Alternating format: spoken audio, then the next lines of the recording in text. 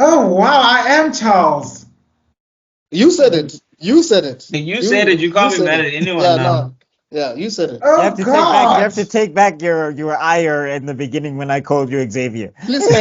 Please give us your helmet. We need the helmet. We need the cloak. Please give us the gloves. Okay? Please give it And all. the clean boots. Exactly. You can't wear it anymore. Welcome to yet another episode of the Nerdgasm podcast. And I've made a comment on TikTok. We are sober, but I'm telling you, man. And you can find me on Meister Geek Media. Hashtag Reach Us to Chala campaign. Jack had to find someone from Africa. He's so plain. Okay, I'm tebellokhala. Welcome to Nerdgasm.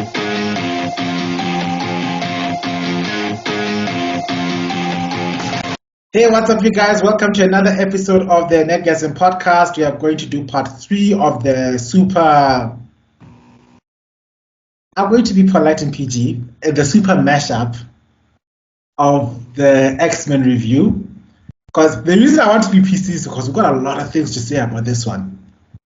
We've got a lot of things to say. You know, the last one traumatized us. And then it thought the trauma would end.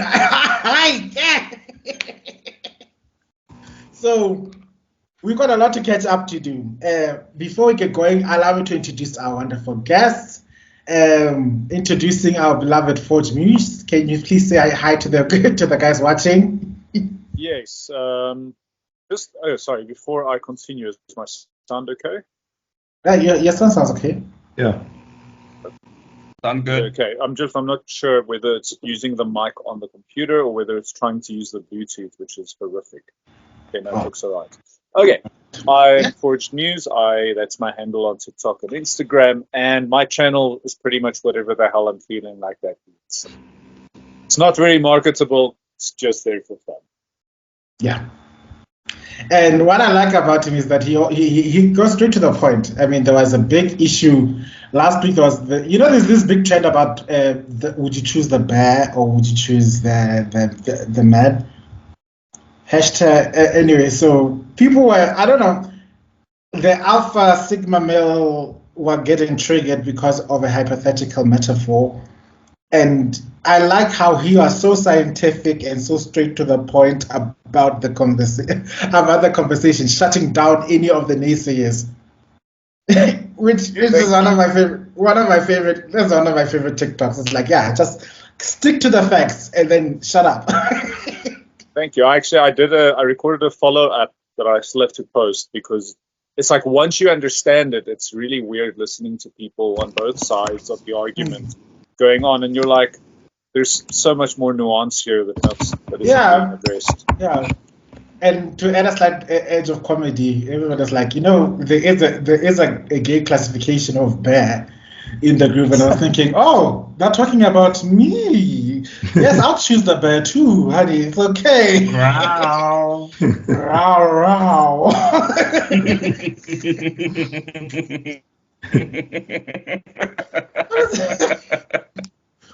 Anyway, back to the introductions. You see, our tangent master is not here yet, so you're gonna be wild up until he arrives. I think he's still building his chakra, but he's building up his chakra. He's collecting his tangent sage mode. Yeah. Anyway, and also our second wonderful guest, Mr. Thatokoza Khoza from Reality Designs. Yes. Introduce yourself. All right. Thank you. Yes, as you said, Thatokoza Khoza, or TK, as some people call me. with my twin down there. With my twin down there. Who's twin? You. Highlander. There can only be one. We sorted out at Geek Fest. We shall be waiting. Yes. Yes. So I'm with Reality Designs. Yes, we're comic graphics, web. Like we do anything that has to do with art, basically. And Right now I'm working on my third comic book, which is the third installation of Mixed Cultures A Calling, which hopefully will be launched on the 25th of May, if things go well, actually. Yeah. And all my handles, you can find me, Facebook, Instagram, YouTube, Surreality Designs. So yeah, check me out. Thanks. Awesome. And then back to our irregulars. Introduce yourself, Mr. Zuko, also known as the Fire Lord. Aton, Wangenu Fire Lord. Guys, today, we've got PTSD, we've got trauma. This is gonna be a therapy session because what the guys from X-Men did to us. I was holding my knees. I was guys. But I don't want to say a lot. Kortezzee on all my social media, just search for that. You'll find me with that. I just talk a lot of nonsense and I post a lot of nonsense. And sometimes I don't even believe some of the stuff I post. I just find it amusing or interesting, or it made me think. I am what I tweet and I am not what I tweet. Let's go. Okay, let's go. And hi, I'm the host. You are a Nerdgasm podcast. I think. I don't know if I should go into further detail. The last time I introduced myself, apparently I made an entire. I almost activated book talk, and apparently that's a dangerous place to be in. So I'll just keep things PG today. You PG? Wow. Okay. We can only hope. For the first few minutes, apparently the algorithm of a certain place doesn't like it if I'm vulgar from the get-go. Oh, I don't know why. You must shy. Yeah, we must flirt with the algorithm, seduce it, caress it, make it feel like it's the most important being in the universe. Like it's the only one for her. And then when she opens her legs, you'll take from it everything. And give her nothing. Yeah. PG. That's the PG, guys. That's the PG version. I'm quoting Helsing Abridged when the mercenaries are busy flirting. We're busy to encourage the each other to come fight the Nazi vampires. Like these are unlike your average enemies. They're like a tough woman. In this case, you're gonna have to show that you can go the extra mile. Make her feel like she's the only one in the room. Okay. Oh man. I'll behave. All right. Today, like I said, we're gonna talk about. I don't know my numbers. It's 6. That's 3 more. So 7, 8, 9, right? 7, 8, 9. 7, 8, 9. It's 7, 8, 9.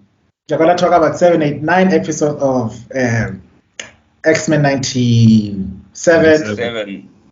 But before that, these numbers, you know, two things you must never do on air. If there's one thing I've learned from a certain politician, never count numbers when you're doing listen carefully. Listen carefully. Listen properly. So as long as there are numbers involved, don't say them. No, there's a certain figure that's up on the wall. Before you start with news, I'm not going to work this into the podcast anywhere, but this was hanging in the back, and I realized this is my part of a Magneto cosplay I did. Oh, nice. So it's like a generic armor, but this is all 3D printed. Wow. Oh, nice. Very. That, and then the cape goes with that. Since we have a very Magneto-centric discussion coming up. Oh yeah. And then, of course, with this, which you've already seen. Yes. That is so, like, you would think you'd get used to it, but it's still cool every time you see it. Exactly. So, little show and tell. Let's do this quick. I printed this one first. Yes. Then I printed this one, but if you look at them from the side, see how massive this one is. Mm-hmm. So I actually need a size in between, because if I put this one on, you just see my nose sticking out the hole. It's kind of weird. So this one is giant. So I could pad it. See, even now, like that. See, it's okay. Yeah, But you can see. it's a little bit weird. But it's probably better to have an oversized helmet than a helmet that just looks kind of. I mean, I've discussed it now. I might as well show you. You see, it's a little bit like on the nose. On the nose. On the nose. Oh, okay, done. Move on to the news. Oh, You know what that's I the like new about thing. that? Doesn't the Yeah? white one look a bit like Dr. Fate's one as well? Like if you just painted it gold, it'll be Dr. Fate. Absolutely. Yeah. Yeah, I mean, you it's based on a Spartan kind of Roman helmet, which is Yeah, why it's so yeah. white. But when you wear it, it looks like a bobblehead from the side. Look at this. Yeah, thing. you can It's see giant. the Leonidas in it. Yeah, I see the Leonidas in it. Spartans, eat hale and hearty tonight. Oh, it's ill, hale and hearty today, for tomorrow we dine in hell. yeah. Actually, now just bringing it together, when you say take everything from it and leave nothing or something, I was thinking 300. They were like, Well, I think they Me also, too. take I was from thinking them everything. yeah, they also Give say them that. nothing. But the vulgar version about her when she finally opens her legs, that's from Helsing Abridged. Anyway, I just wanted to say this is what I like about this podcast. Nerds just being nerdy, Yeah, exactly. showing all our geeky stuff. It's so much fun because they come in all shapes and sizes, literally. From the shortest of us, looking at you, Zuko. Wow. Wow. Well, at least in a couple What of shaming? I'm not plot shaming. I'm plot inducing. I mean, how many powerful characters are also vertically challenged? Hey, Wolverine. man. Wolverine, yes. I think. Hitsuga Yatoshiro from Bleach. Oh, yeah. Jubilee. Wow. Well, she's still growing. Nightcrawler ain't the tallest. Yeah, Nightcrawler. And look at him go. Yeah. Look at him go. Mm. Anyway, before I get started, let's get on to the juicy news. Or rather, juicy and not so juicy news. Let's start. Cue Ditabasa anime.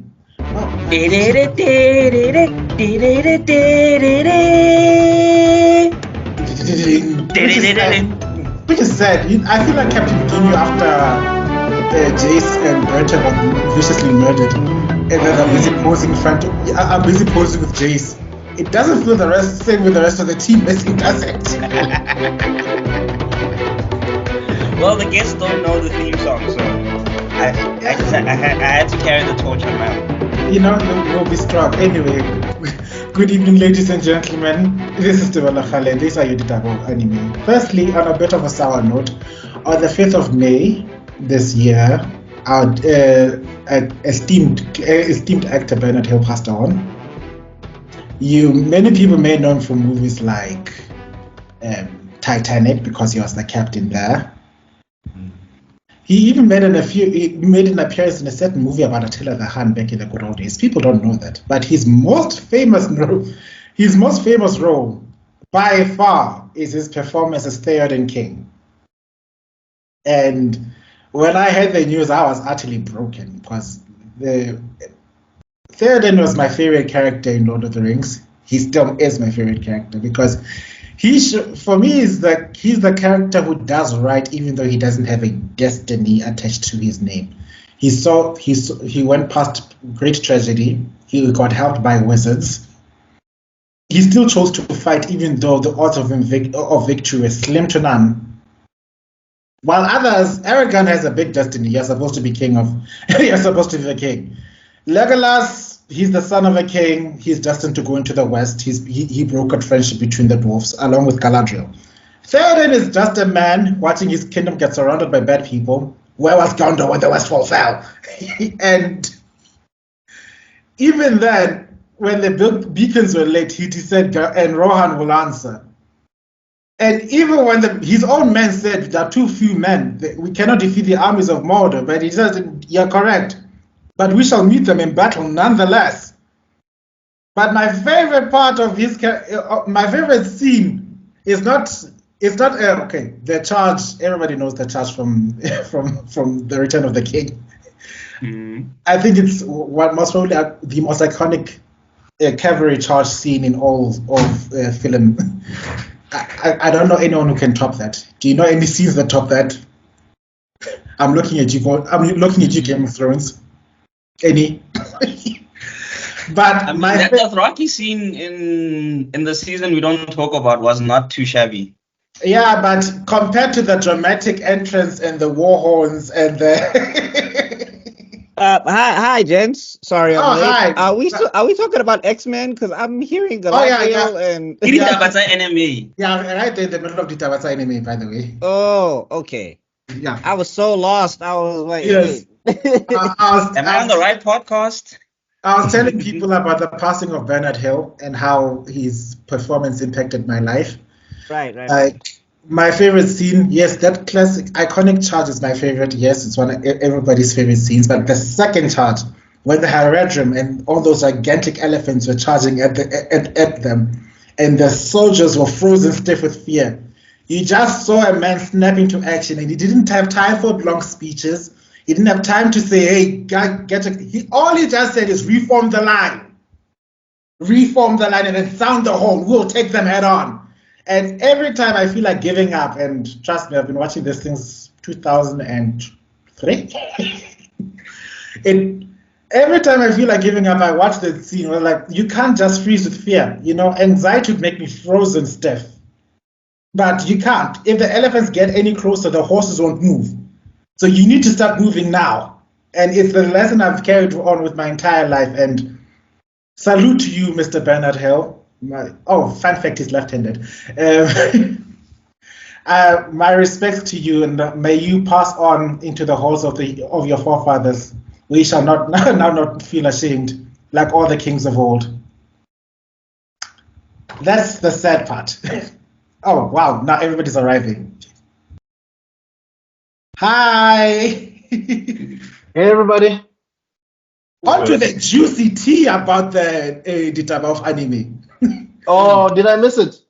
Oh, no, we just in time. Yeah, because on time. I was just telling people about the passing of Bernard Hill. You just turned me into Vegeta. Wow! Wow! I thought I was Goku. Wait, how are you, Vegeta? Vegeta always shows up second last and then gets whooped and then Goku comes in. Oh, sorry, buddy. All right, moving along. You're still a prince. Last month, the Peltz Asset Management Fund reportedly made 300 million profits after losing a proxy battle for being in the seat of executives in the board of directors of Disney. The Peltz organization has the single largest amount of shares of the Disney Corporation, and they wanted to be part of the circle. So Bob Iger had to find allies to come push them out, basically. And guess who came to Bob Iger's rescue? Elon. Who else but Elon? If only that were true. The tea is even juicier. He was backed by the one individual who has the single largest amount of Disney shares by himself. There's one person who's got the most Disney shares as we speak, and is currently getting more shares as we speak. Do you know who this individual? None other than Mr. George Lucas. Oh, nice. Oh, yeah, that makes sense. That makes sense. Yeah. Mr. George Lucas is slowly acquiring more and more shares after he has given 31.7 million shares in Disney for his buyout back in 2012.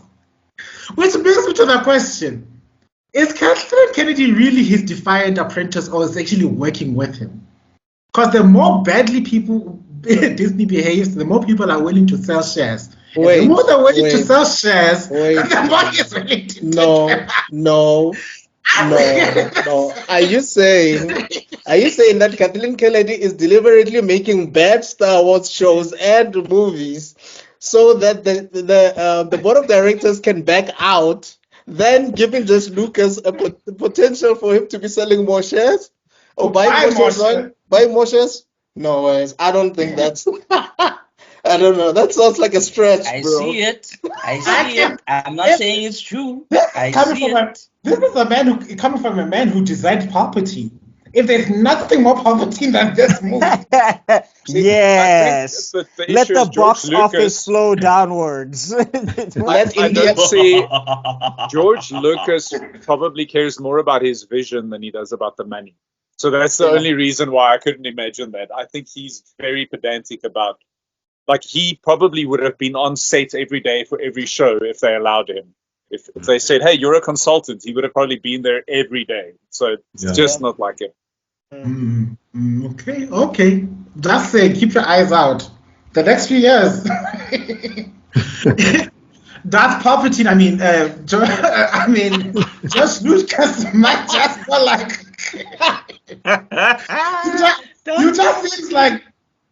you just seem like, I love democracy. I love fair business. The capitalist system does work for the benefit of all. And I promise you, I will make Disney a happy place once again. Yeah, but he's probably just doing that to save his own IPs. Probably. Even though they don't belong to him anymore, technically, but yeah. Well, if he owns shares in Disney, he technically still owns it. Hey, you know what? That thing of owning things in Disney, I'm sure he's just like, why is there another, you guys made another Vader? And he's in the past now? And he's chasing acolytes? Why? And he looks like he has the Venom smile. What is happening? I can just see him. You have disappointed me, my apprentice. But it can still work out in our favor. I'm sorry, Master George Lucas. Each time I make a new IP, people tend to hate it more. Don't fret, my apprentice. Soon there'll be a new owner, one far younger and more powerful. Yeah, but you know what? I think Iger's return, man, like he's struggling. It's not like before. You know, before he left, he had a good run, but now I think him trying to fix Chapek's mess, it's just a lot. Well, the thing is, he's keeping things that people didn't ask him to keep. Like my thing is, like, when we go to the MCU, for example, like, why did they like, for example, with the Marvels, why was the move, let's make the Marvels instead of Captain Marvel 2? Let's cancel Monica Rambeau's thing or whatever. I don't know if it's canceled officially, but like, it looked like it got shelved to the side or something like that. It is shelved. Yeah. And then and then also, you guys know my stance on T'Challa, obvious. But like, also things like with the Fantastic Four. Recast T'Challa, but anyway. What was that?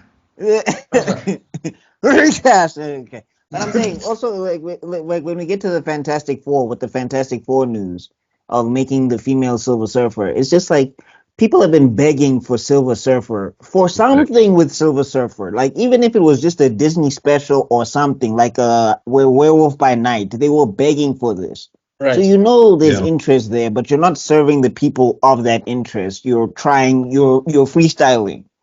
Like, we're going to talk about it, but X-Men 97, the reason why it's working so along so far, right, is because of the reverence for the source material. They're not doing one-to-ones.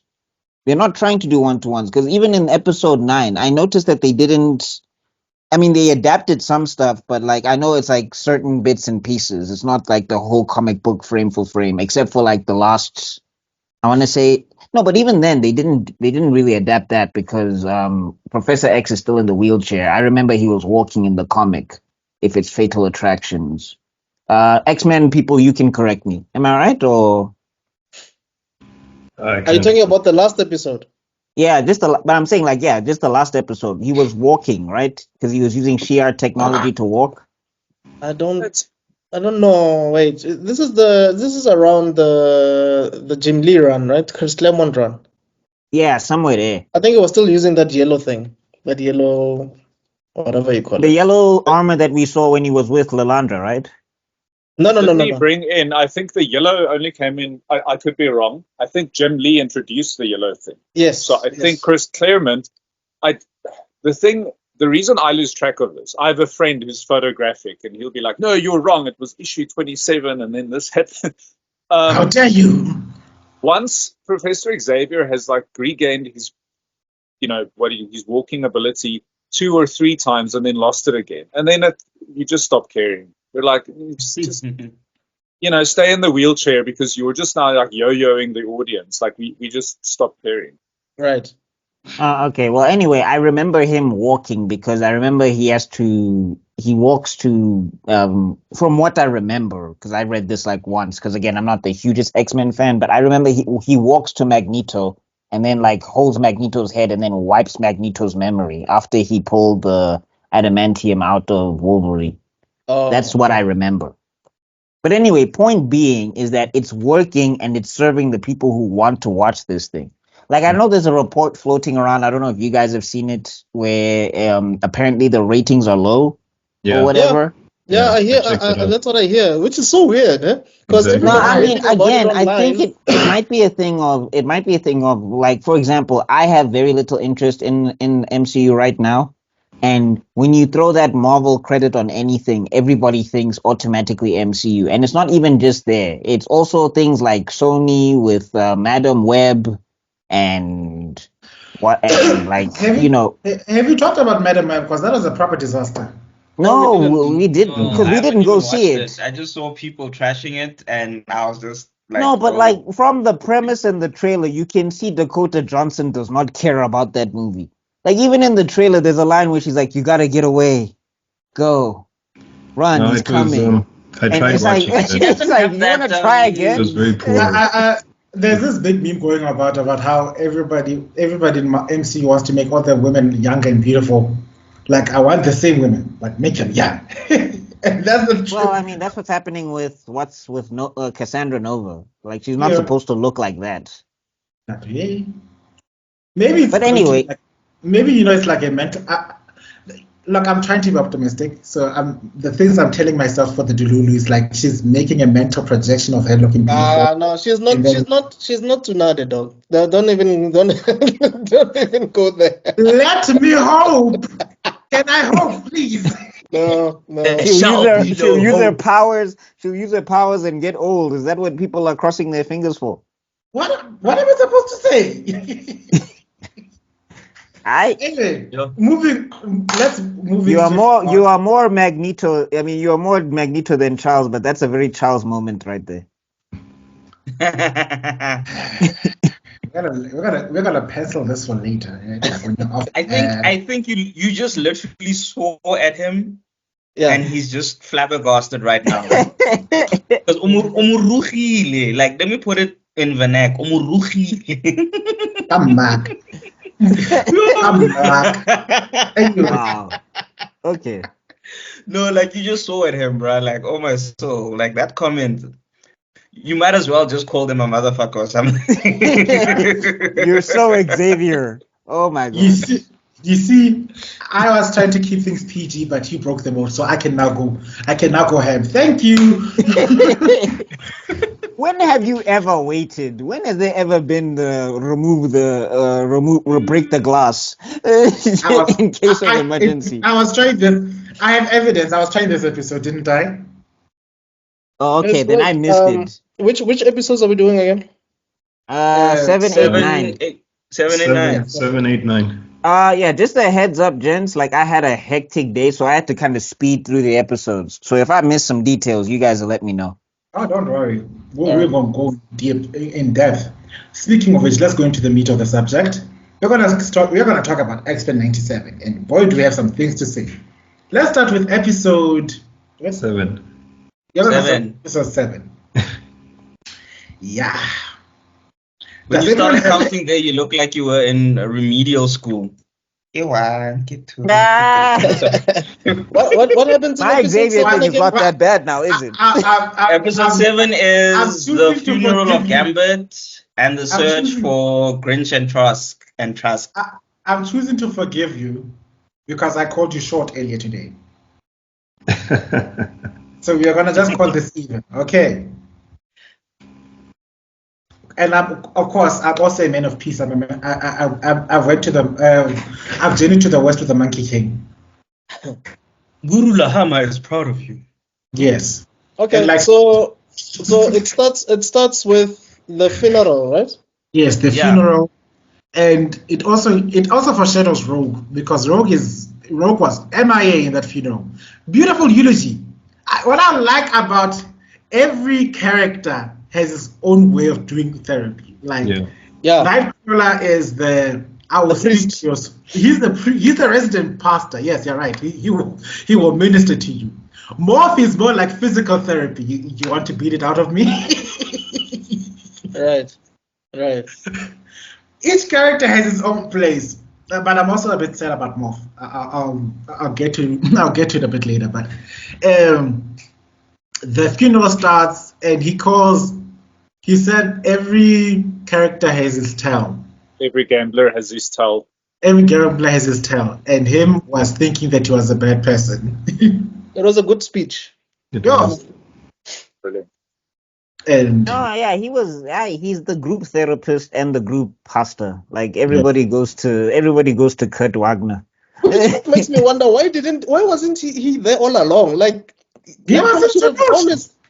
Yeah, but doing what in Genosha? Because it seems like he was just chilling there. Actually, Genosha is supposed to be the haven for everybody that was traumatized. So of course they hired him. You need somebody there. Like even if people don't believe, you need somebody there who's going to be like, it'll be grand. I know you have a see-through skeleton, but I have a devil tail. We good. I think that they're also introducing this concept of the changing roster slowly. In the old show, you didn't have that. So, and you can't gamble too many characters. Juggle. So if you had Nightcrawler in the first episode, then you get to a point where every character is like, "Hi, I'm here. Hi, I'm here." You can't give them all a story. And I guess that's why they're utilizing Morph to say, okay, if some of these characters don't come, we'll show you through Morph's transformations. Yeah. Which I know Hulk fans were pissed. Hulk fans were pissed. They must be strong. Shame. It's called the X-Men, not the X-Men and Hulk.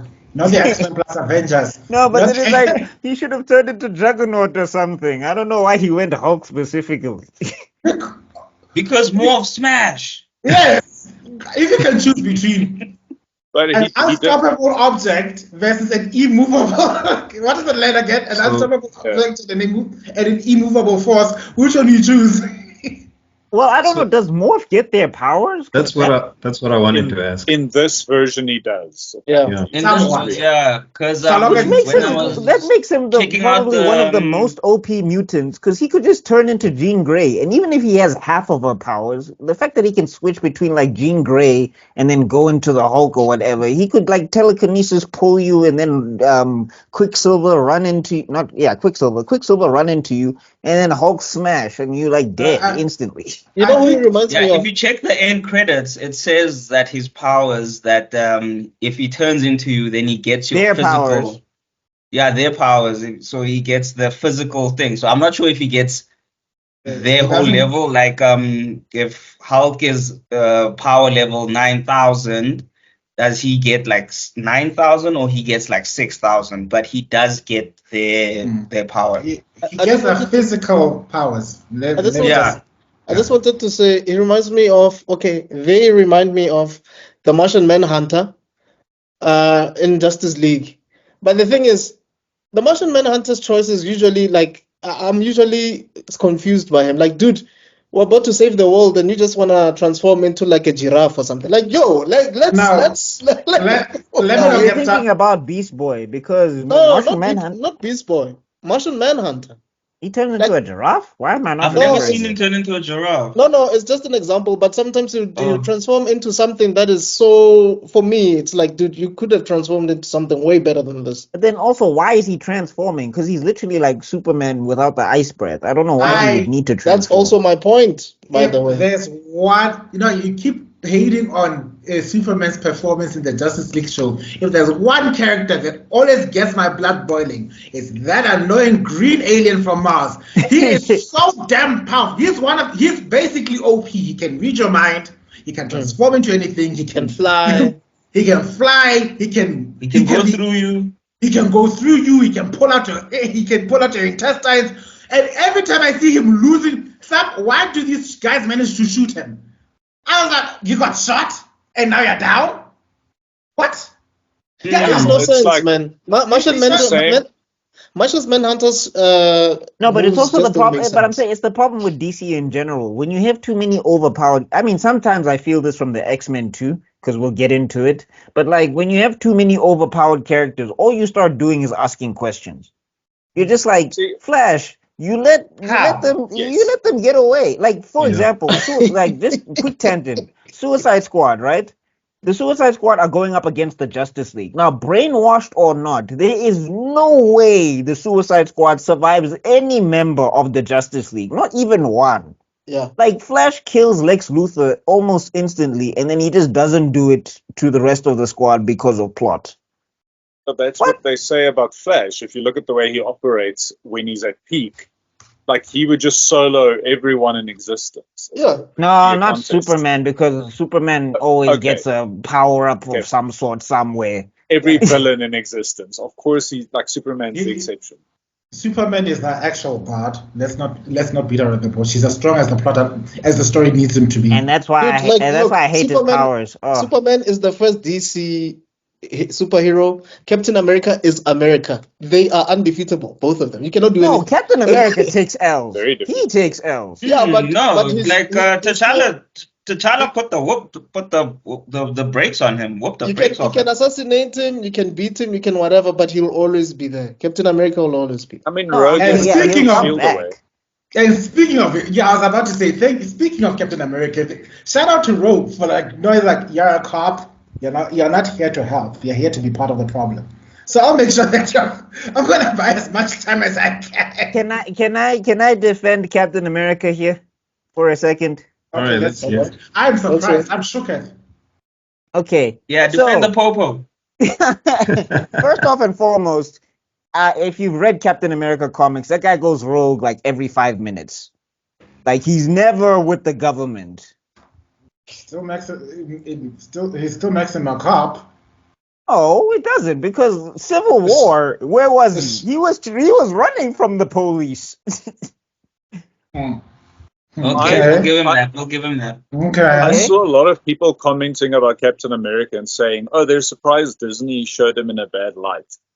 And I was like, "Oh, but if that's your summary of the situation, that shows that you are also biased." Yeah. Because I don't think it was a bad take. I think if he's saying this will incite a war between America and another country that's unnecessary, I think that's fair. I read it as, life's complicated and you can't always do what you want. Because I'm saying the thing is he needed more try to information. See the bigger picture. And I'm saying he also needed more information, because remember, when you're dealing with the mutant problem, right? Like, you have to remember, everybody else views it all as America or one country. They're not looking at Magneto as, oh, he's a mutant. No, it's like, this is an American. Or Charles is this is an American. So, if they show up in Mexico, the Mexicans aren't going to go, oh, it's the mutants. Right. Okay, yeah. American mutants. They're going to say, they're going to see Americans with powers just rolling in there and steamrolling people. So I'm like, I get that Rogue is mad. I understand her motivation 100%. All I'm saying is that you can't expect everybody to be wanting to swing with you, because also the people that were there, like Kurt, they're not also out there wanting to swing on people 24/7, and they suffered the same thing you did. Now, where's Naruto with the talk no jutsu? Like, I took it to add to a little more nuance to what Forge said. I took it as a sign of seeing Rogue's mentality at that point in time, that she's slowly moving away from the quote-unquote hero mindset. Yes. And we see that later, you're right. Yeah, it was a good foreshadowing. It was a very good foreshadowing, seeing that she's now at the point of crossing the line. It doesn't necessarily. It's not necessarily. And we understood it as a point of grief. But we also saw that she's now at the point where she's willing to. She's gonna cross that line whenever she's gonna get that opportunity. She's not going to be all heroic and excellent about it. What this highlights You're right. It kind of highlights the moral relativism, because we're all saying, yes, Rogue, get your revenge, go, and you're with her until you're not with her. Yeah. I mean, if you look at it, she's actually the one. I mean, I'm not upset that she's beating up a military base and threatening people. Yeah. She's actually, like, that's right. She is going rogue, no pun intended. Exactly. Like, she is off script. She's actually in the wrong. I mean, I love her. I don't blame her, but she is not doing the right thing. She's kind of out of control. Am I the only one that got X-Men versus Street Fighter, Marvel versus Capcom vibes when she was busy destroying those tanks? Yes. Like that was the rogue that we to wanted my to see days. all along. That's the rogue my that we should have seen days. all along. That is Rogue. Yeah. That is Rogue. Yeah. Hello, At the same time- Anna Paquin. Hello, Brand Singer. That's how you do Rogue, Brand Singer. Well, I mean, to be fair, I mean, I'm to gonna be fair, click I this guess the tab. only powers that they could get right was Wolverine's power, because everybody else's powers also. Like Storm has like she's never actually been like Storm in the X-Men movies. So Do you know what happens to a toad when it's struck by lightning? ah, Lord, please Don't spare me that pain. Don't God. say. Don't say. I forgot about that. You know what the And I worst love part Hallie. is And about I'm that like, line? what are they You know doing what to the Hallie? Why are I'm they? saying, you know what the worst part about that line is? Is you actually think she's gonna say something cool. Yeah. Like just before we get to the next part, you're like, you know what happens? Like, oh, you're thinking, oh, okay, bars, okay, what? the same thing that happens to everything. Of course. Yeah. Anyway. Anyway, moving on, or rather moving further into this wonderful tragedy of an episode. Shout out to also, you know what I also like about this, and I think this show beats other shows that have a soapy narrative. Like, you know, I was rewatching Teen Titans, and I can finally got your perspective, Mr. BuckMeister. Like, wow. It is a bit long. It is a bit lovey-dovey and winded, but you don't get the same sense in the X-Men because you understand that tragedy. It's the writing is more packaged. You see each character as an individual. Like Beast losing his cool in front of the reporter in Genosha. You understand completely why, because look at what happened. And you trying to now we must be the bigger people. Like, dude, you guys just killed us, and now we must be the better people when you are the nonsense. And actually, when you think about it, since maybe like episode 4 or so, I could be wrong. Like this started with Cyclops talking to the journalist. Like all of them are slowly sounding like Magneto as the episodes going on and on. And I think that's why Charles. I think that's why Charles was like, you know what, I need to go back there because I think my children are losing it.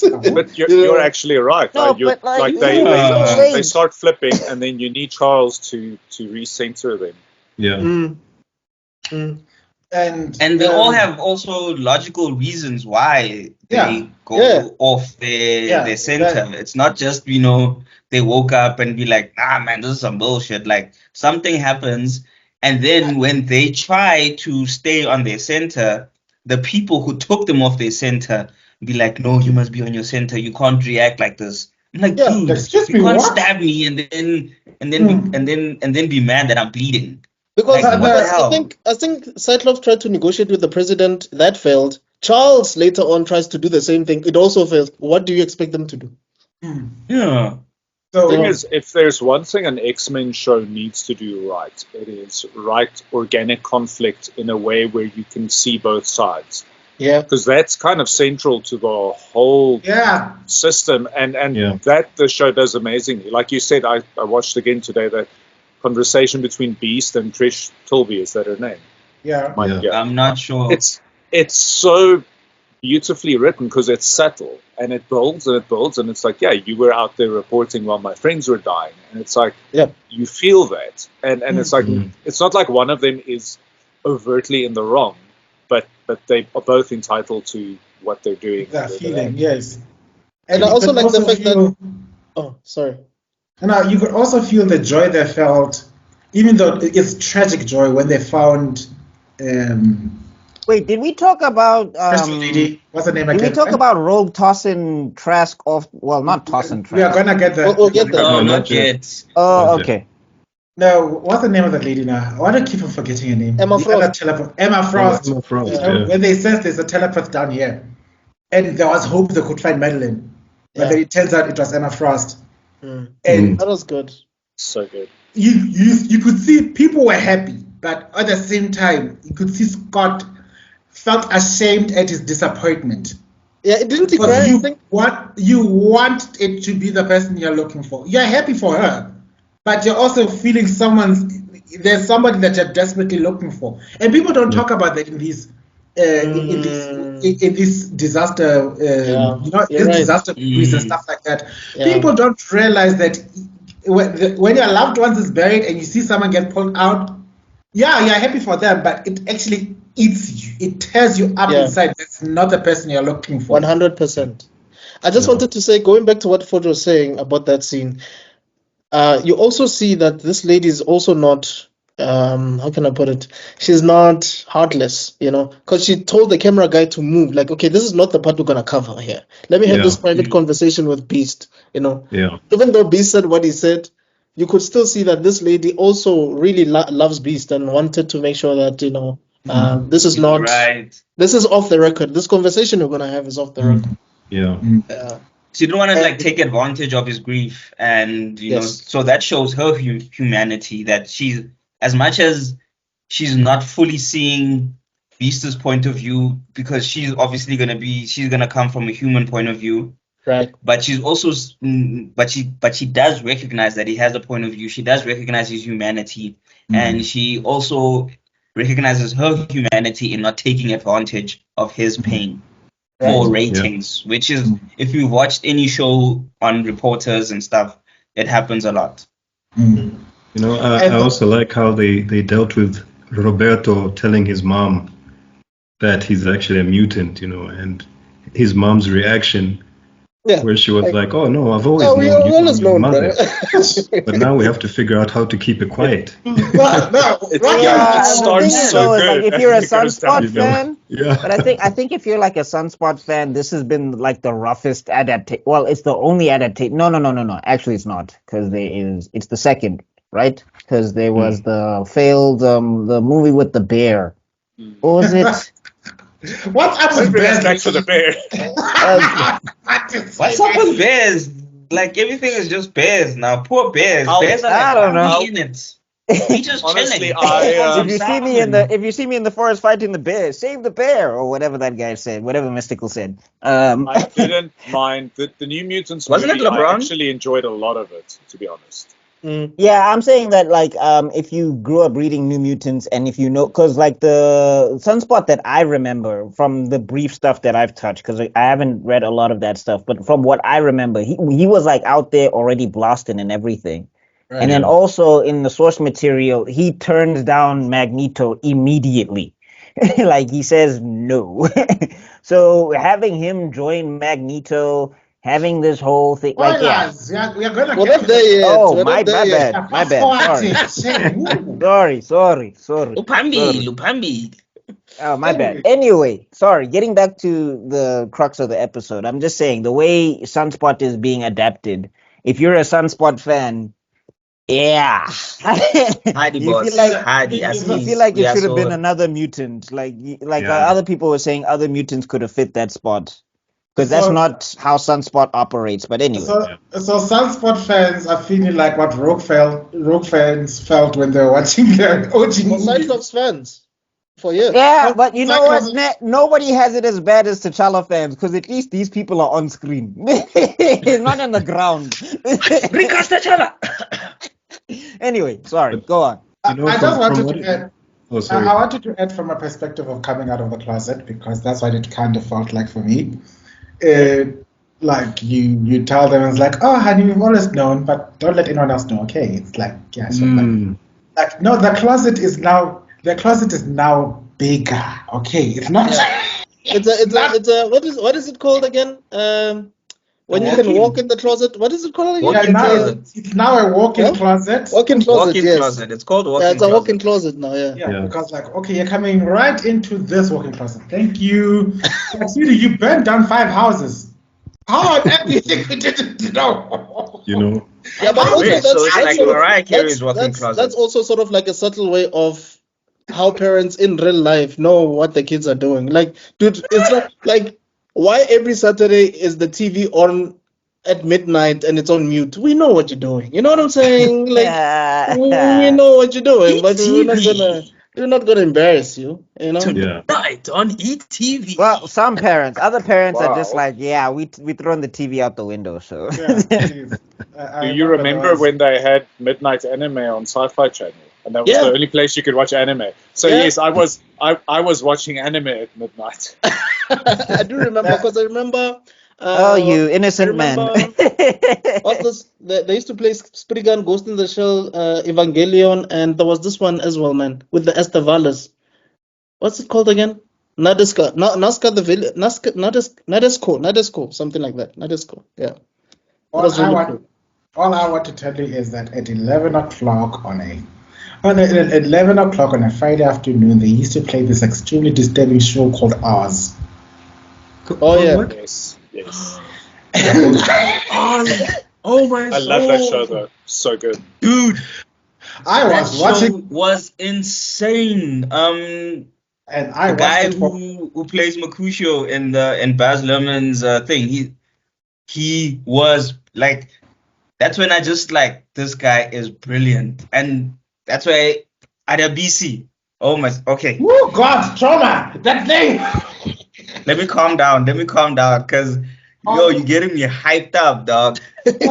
All I will say There's literally a scene there when I just knew, when I really, when you don't want to go to jail, and then there's a moment you just like, I really don't want to go to jail. So this dude, he comes into the cell, and he's like, wanna take a shower, and the dude is like, I already took a shower.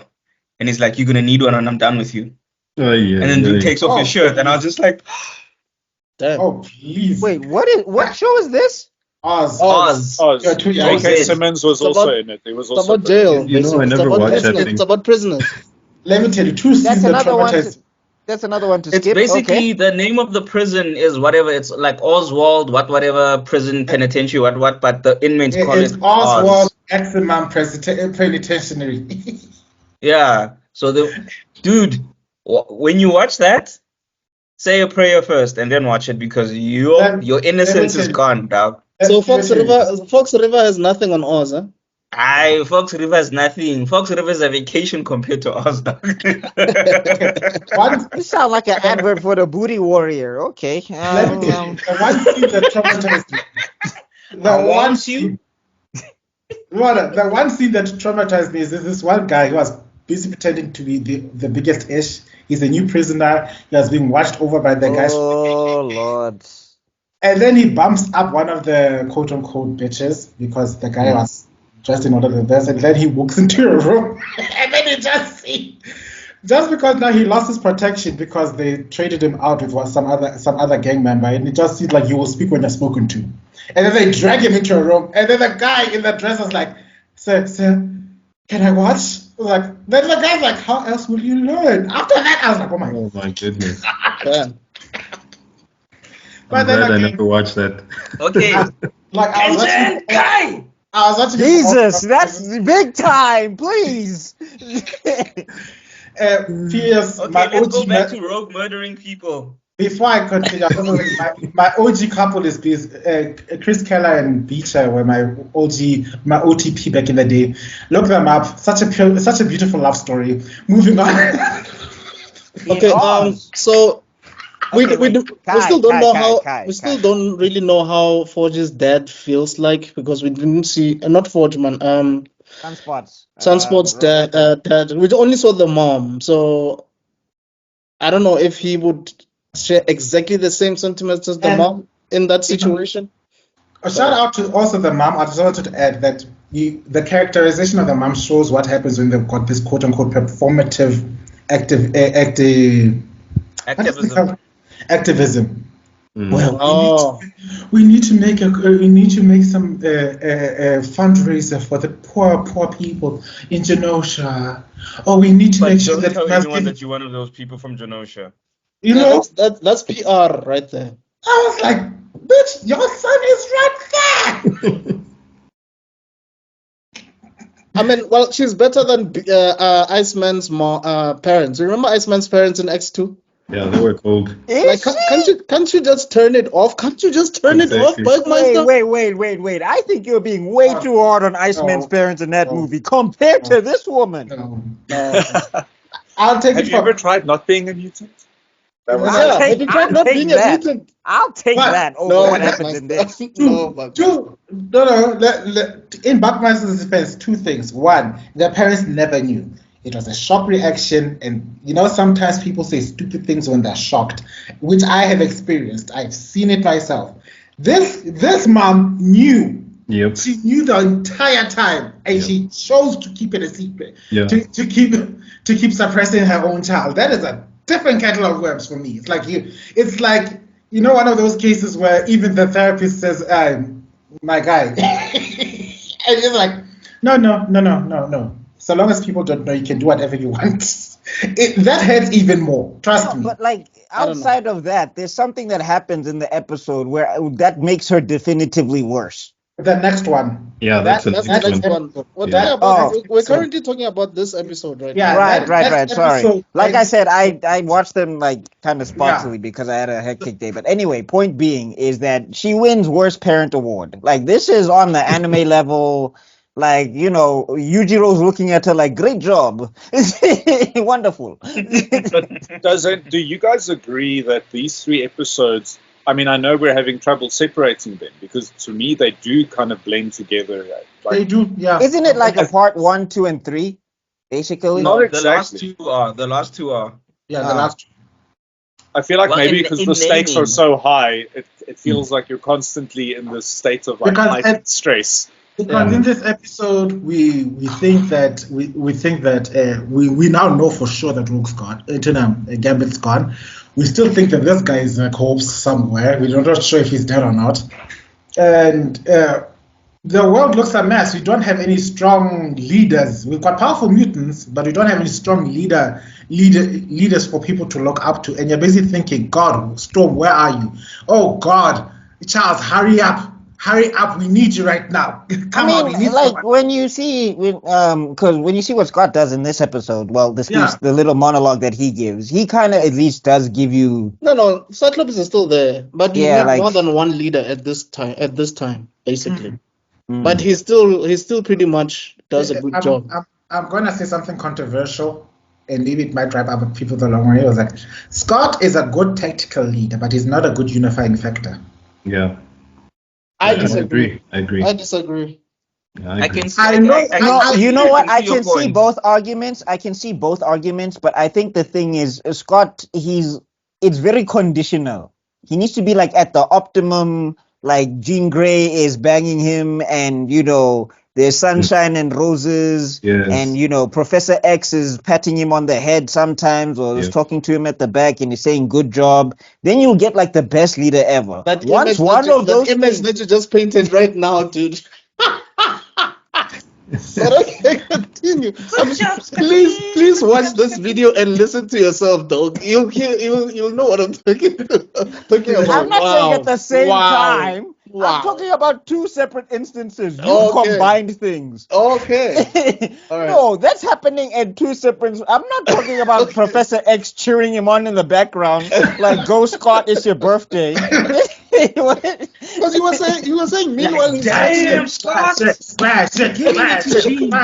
bring it to James. That's what you were saying. No, that's not what I was saying. That's not what he was saying. That's what you heard. Sinister's in the background. That's what you heard. That's not what he was saying. This was PG, man. Honestly. What BuckMeister was saying, it's called, right, and he needs his praise from his father figure. What you interpreted is your little twisted minds issue. But Mr. Khoza, it's called Nerdgasm, so you can't play that card. I'm sorry. Anyway, I regret ever coming up with this name. Sometimes My point being is Scott is at his optimum when his life is going well. That's when you're gonna get the best leader possible. But once one of these things fall, then I not really. Sometimes, like, think about it. You know, when you really go through into like the deep law of Scott, the conclusion usually is he is basically the middle ground between Magneto and Charles, right? So that's why in moments like these you don't really get a Magneto or a Charles, right? You get Scott, which sometimes it does irk some people because he doesn't kiss your ass in that process. But at the same time, this is someone who would go and negotiate with Mr. Fantastic and the Avengers so that they can let Cybertooth go, because Cybertooth is still a mutant despite whatever he has done. was that Even a if it's a process. negotiation? That didn't sound like a negotiation to me when I read it. What I'm just saying is someone like that who would go and still want to protect another fellow mutant, right? You cannot just say that he's not an effective leader in that regard. Like, No, for him, I mean- mutant rights for him are like, that's like one of the most important things for him as a character, more than anything. And you see it a lot, whether it's in his speeches or when he's dealing with other humans in these episodes. No, but And what I'm you don't saying see that is- you don't see that with other characters that much. Yeah, but what I'm saying is that, like, when we're talking about you need to rally people and, like, you know, you need to be a symbol of hope and inspiration, a lot of people will look to Scott to say, what's the plan? But he's not going to be that guy where he's like, raise your voices, and then everybody's going to be like, yeah, we have to charge together, because it's just like they know Scott and they know how, like, that's like everybody and looks that's- up to Professor X. So when Professor X says, like, to me, my X-Men and everybody's like rallied, and he's like a rallying point. Like, this is where, you know, we're going to channel our hopes, not the plan, maybe not the strategy, but like, you know, the hope Yeah. type of And thing. the- Like Captain and the- America when he tells people that, you know, this is the front line, we are the last defense, we need to get out there and do this thing. I don't get that energy from Scott personally. I'll put it to put it into Naruto perspectives. Scott is the perfect Tobirana to Charles's Hashirama. By that I mean Charles has the vision. He's the one with the dream, and unfortunately, Scott inherited the dream. He doesn't have a dream of his own. Okay. Yeah. Yeah. That's what I'm getting at. And the unifying factor is we need a crazy ass nut who believes in his vision more than the tactical. Like, no, this is how we get this vision done. This vision is too naive. We need to fix this. This vision That's what doesn't I have mean, legs. yeah. You need to put the legs underneath. That's what I mean. Scott. Scott puts legs underneath the vision, but the vision belongs to Charles. He's the dreamer, and that's how I'm saying the unifying factor. People are rallying around the dream. So basically, what you're saying is at that point in time, they needed someone to just give them hope, and Scott couldn't give them that hope. Yeah. Oh, I mean, doesn't he say it himself, basically, like when they're looking at the aftermath on the news? What does he say? No, doesn't he say, like, we need to show the mutants that are still out there that Yeah, there's he hope or does. something? That's what I'm saying, that he does do stuff like that. But I do understand what you're saying, though. But I still say he still does that stuff, though. Yeah, You know what I think? Cyclops is saying we need to be an example to. I've seen this in real life in businesses. We need to be the example to the people out there. Yeah. But internally, he has so much to deal with that he can't be there, like telling Nightcrawler, "Hey, buddy, you're doing great." No, there's no time. There's too much going on for him to cope. Yeah. Scott is a soldier, you know. So I mean, he's more like a commander in the army.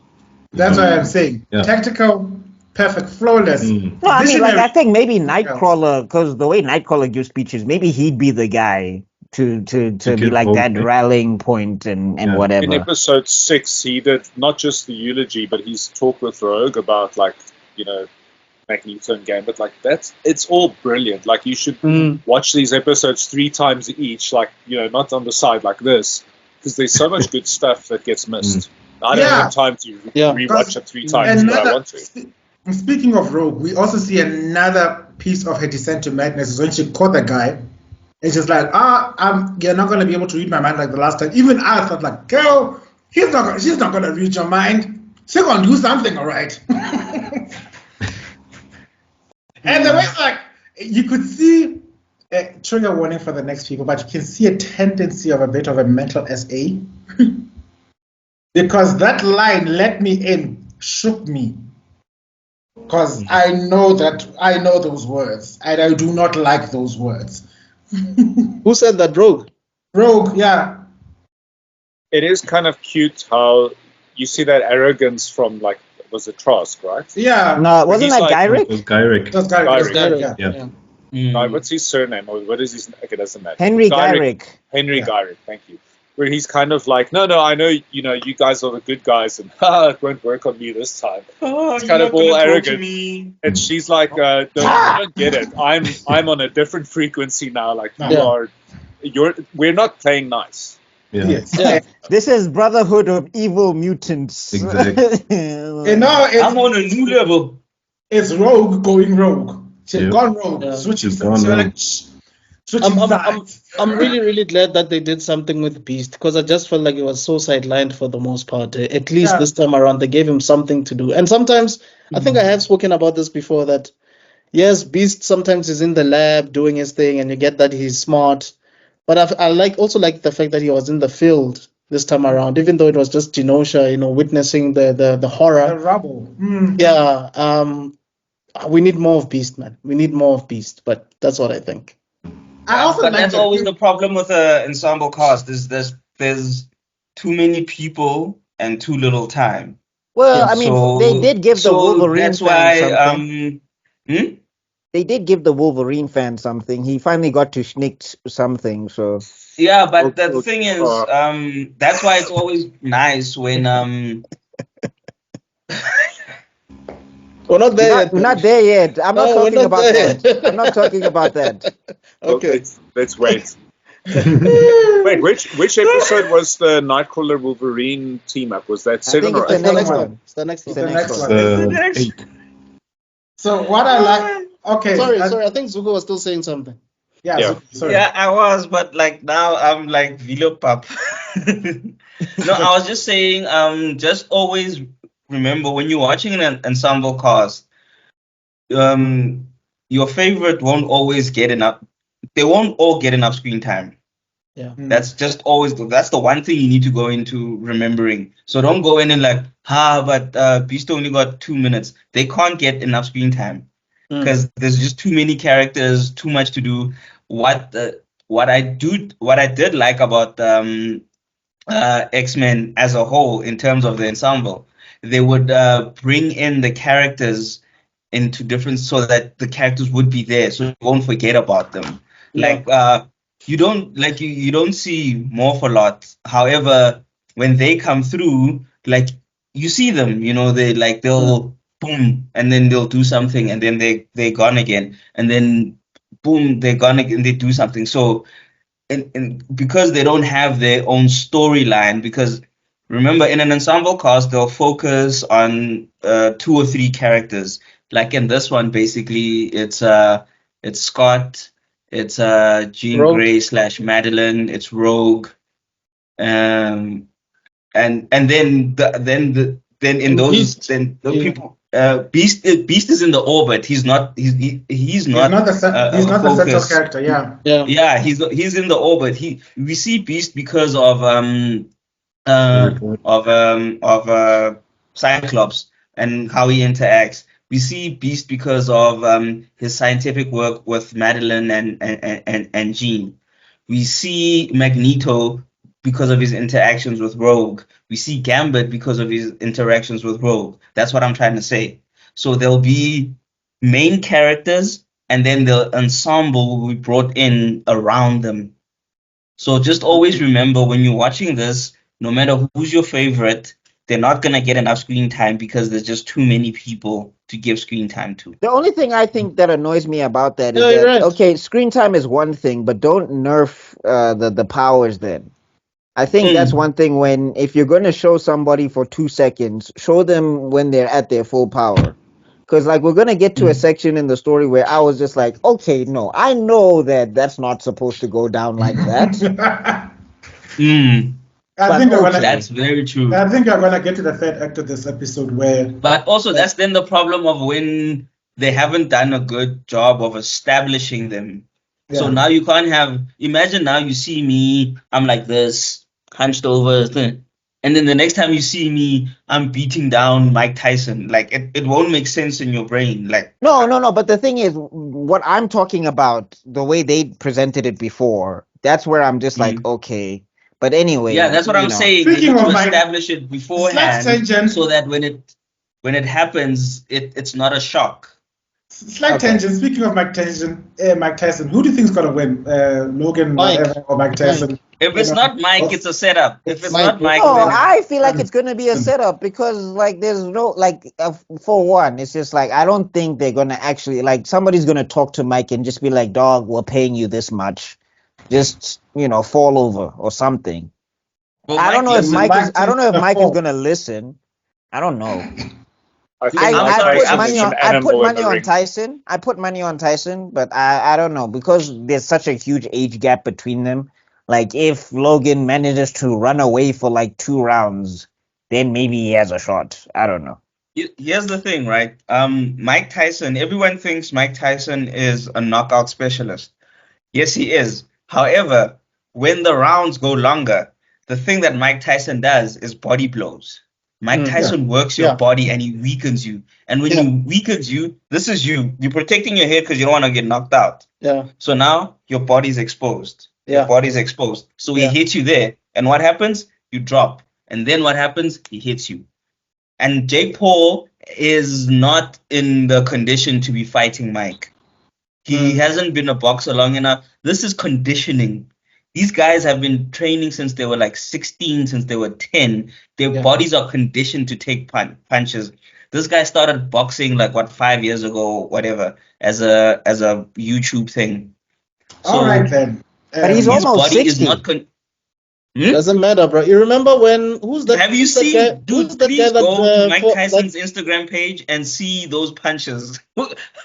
Mike Tyson at 90 years old in a wheelchair, I would still not fuck with him. Who's that guy? Who's that guy? Wait, I just want to say something. Who's that guy that fought Ali in Rumble in the Jungle? Yeah, Rumble in the Jungle. George Foreman. George Foreman. Yeah, George Foreman. You remember when George Foreman came back as an older man with a whole belly and everything? He was knocking people out, dog. And he was way older than all of them. And he was knocking them out. He won the heavyweight championship at 45. He retired from boxing when he was about 26 or something. I don't remember the exact age. But he retired just after. Yeah, he retired after the Ali, like a couple, like maybe 2 years after the Ali fight. And then he retired. He became a preacher. Yeah. And then he wasn't working out. He wasn't even like doing his working out. So he wasn't keeping in shape. He was just. So he had a belly. He had a belly. Yeah, dude, he had a dad bod and everything. When he went back to boxing because his manager, his money manager messed up the money, and then his children's center that he had set up, his community center, he needed money for that community center, and that's why he went up. When he went there, he was 300 and something pounds. He had 300 pounds, and he needed to be under. He needed to be under 260 to compete for the heavyweight championship. So that just lets you know. And at his peak conditioning, I think he was like 230, 240 pounds when he was at his destructive best. And then when he started fighting, I think when he came back, he was like at 250 or something like that. And he knocked people out. He took a good 10-year gap, not fighting, not training, not gymming. And when he came back, he was still knocking. And then at 45, he became. And this concludes this wonderful sports section of the podcast. You asked the question. You started the tangent. Hey, I said slight tangent. I'm not regretting it. I was just saying we need to pull more audience. Now we've got the sports people that are coming.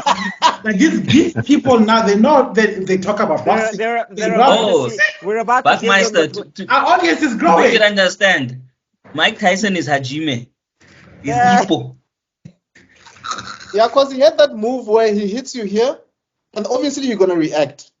Yeah, because do you know? And when you react, that means that you lower your hands, and then he hits you on your face, and you're gone. That's how he used to do it all the time.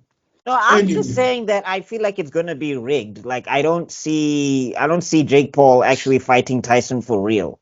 But Tyson doesn't need the money though. You Yeah, know what you it don't reminds me of?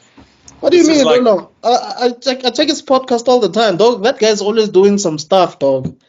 Yeah. Yeah, he's busy talking about the kid from South Africa paying in the dirt. And he's so happy. He's so happy. Hey. You will do a Kushio no Jutsu for Mike Tyson. Don't make fun of his accent. He'll pop up here, and now who's gonna fight him? Hey man, I'm switching off. I'm like, I don't know him, Mike. Mike, I don't know him. He talking crazy, Mike. You handle him. I don't know him. Like friendships are deep. I'll take a bullet for you, but I'm not taking Mike Tyson punch. Imagine if Mike Tyson was Magneto. We would all be doomed. I'd be like, hate speech. You know what? I'm sick and tired of this, man. Then goes out. But we'll get there. Oh. Now, you see, this is how you summon Mike Tyson. It's like saying Bloody Mary in the mirror. Okay. Beetlejuice. No comment. Okay, back to Rogue and killing Trask.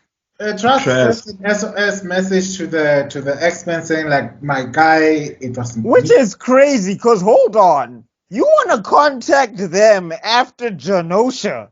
What is happening in your life, my guy?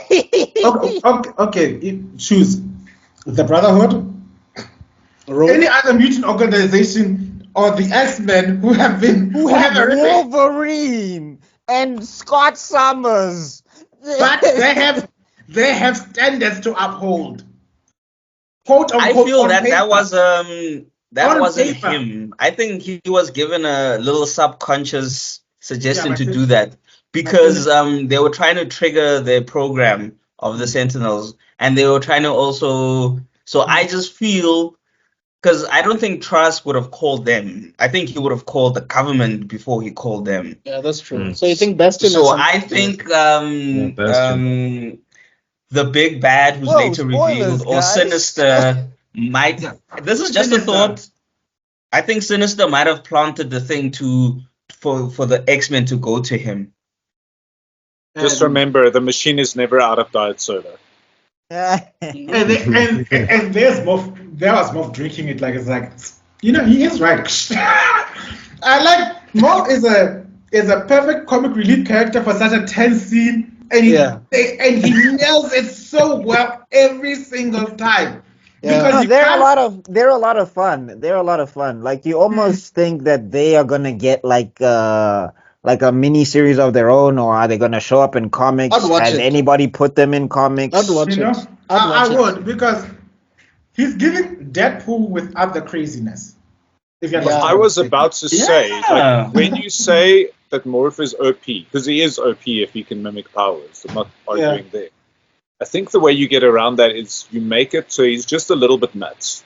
Like he's so busy trying to keep it together that he's not masterminding like what power am I stacking to like become super powerful. Because he's kind of they are kind of like twisted, so they're just trying to be like, what am I doing next? I'm just trying to keep it together. Let's do a little joke. Let's fight. Let's punch someone. Right. But they're not masterminding a strategy, because if they had the same mental fortitude as Professor X or Cyclops, they would be OP. And you think that someone like Morph will spend more time with Jubilee and Sunspot because of their character, but no, Morph knows where they are needed. Morph knows where they are needed. He knows where they are needed. He's older. He's everybody's de facto therapist. If you pay attention, he's where the pain hurts the most. Yeah. Yeah, but sometimes if you're looking for a pairing, they can't read the room at all. Like transforming into Charles Xavier, like during breakfast, like yo. Yes, because he was calling out Scott because Scott was trying to act like he's the boss, and like, no, you're not. Who said the boss of you? Who said you're the boss of me? Blah blah blah blah blah blah. But anyway, so No, I would think the pairing would be Morphin like Nightcrawler or something like that. Yeah, because yeah. They good. very much. they don't have so. This is They the would road have- trip they would movie I have a want to lot of see. fun. The road trip movie I want to see is Nightcrawler, Morph, and Wolverine. yeah. That would perfect. It will be. Perfect. It's basically Every time it's basically- Wolverine gets annoyed, they give him a beer. It's basically the plot to. Okay, yeah, I'm gonna deep dive into some gay lore. There's this movie called To Woofu, Thank You for Everything, starring. Love that movie. Wesley Snipes was awesome in that. Snipes And Patrick Swayze. Patrick Swayze. Yeah, it's giving that type of energy. You know, the chaotic. We don't know what we're doing, but we'll just wing it until we get to our target. I don't want to sleep in this dingy motel. I'm gonna go into this. I'm gonna go into this fancy hotel, and I'm just gonna walk in the front door. Jiggy jiggy. Oh no, I'm part of the women's football team. I was like, since when? Yeah, that movie was ahead of its time, eh? Hey man, it was brilliant. And I was a kid when I watched it the first time, so I didn't even really understand everything until I got older. I was all of 15, well aware of what I am, but heavily repressed, and it was like helping me come to terms with myself in a fun way, because usually movies with the LGBT theme, they press the sex button to the nth degree, and I really didn't care. I just wanted to see, like, can we be normal in this world? You know, can it be okay to be me? And that movie said not only you can be okay, you can actually help a community by just being yourself. What's the name of the movie again? Because I've seen scenes from it, but I've never watched it. Tuong Fu. Thanks for Tuong Fu. everything, Julie Newman. TK, you on mute, eh? Who's on mute? Oh. No, You just said talking to- TK, and I thought, like, who's on mute? Me? Thank you. The real TK was on mute. Oh. I don't The know real who- TK, please stand up. Please I don't stand know up. who Please the stand faithful up. is down there, but yeah, you know what I'm saying. Alexa, play Highlander, Princess of the Universe right now. When the princess Okay, guys, Going back to FG, High Noon Duel. Yes. Highlander Duel. There can only be one. Tangent, Kai. Okay. Trust gets all suicidal and starts monologuing about how you never wanted all this, and I'm thinking, bitch, this is exactly what you dreamed of. Yeah. It's- I Like, was that didn't make confused. sense to I'm me. like, what's happening? That Yeah. didn't make sense to me. I was like, huh? This That is was literally the what first you sign dreamed that of. something. This is the first sign of something is kind of wrong, Yeah. but I wasn't gonna put my finger in it. But here's the thing. Here's the kicker. When Rogue did the thing, I don't know why. Bro, do the thing. Yeah. Yes. I don't know why anyone was shocked, and This thing. yeah, That thing. yeah, the thing, and I for one was like, yes, of course, do it. Well, I You know- thought Nightcrawler was going to jump because Nightcrawler looked hella confused. No, Nightcrawler was like, I thought someone was Yeah. gonna save him. I'm like, you've got how many flyers? You've got a telegram, Yeah. and no one can. that's what gets me going. People are busy Yeah. looking at Rogue as if she's responsible. Jean is right there. She could have been like, stop. A telekinet, like, guys, we had so many people who could save that guy. Even Wolverine could just tackle bro and take the fall and then get up and Cyclops could have just jumped and optic blasted himself down and then kept, like, Yeah. everybody could have done something. Everybody could.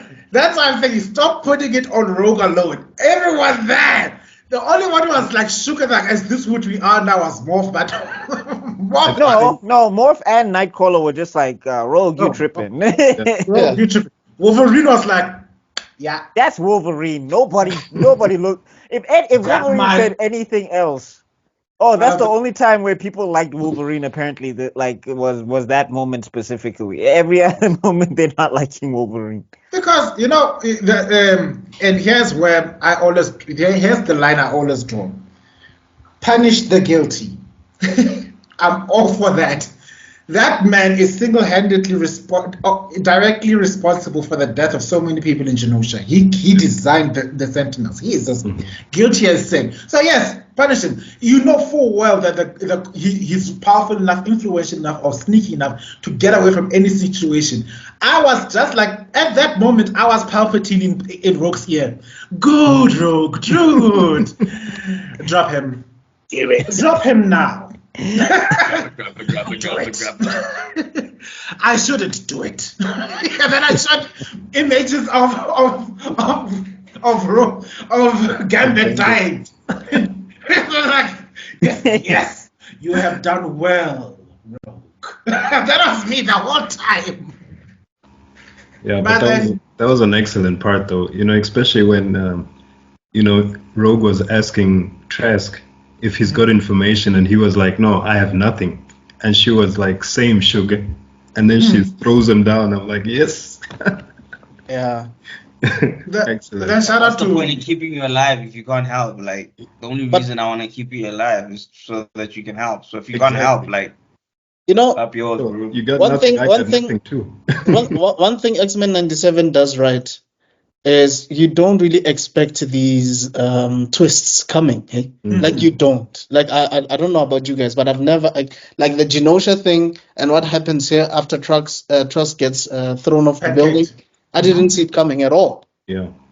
At all. Well, I Because mean, also Genosha, you're I thinking saw. Master Mold has been destroyed, so you're thinking whatever the next threat is, it's gonna be something different. Yeah. it's gonna be like a fellow mutant trying to take over the world or whatever. You don't think it's gonna be another Sentinel attack. Yeah. You know? I mean, And Genosha we saw because it was coded throughout the whole episode that something bad is going to happen here. It starts off too bright.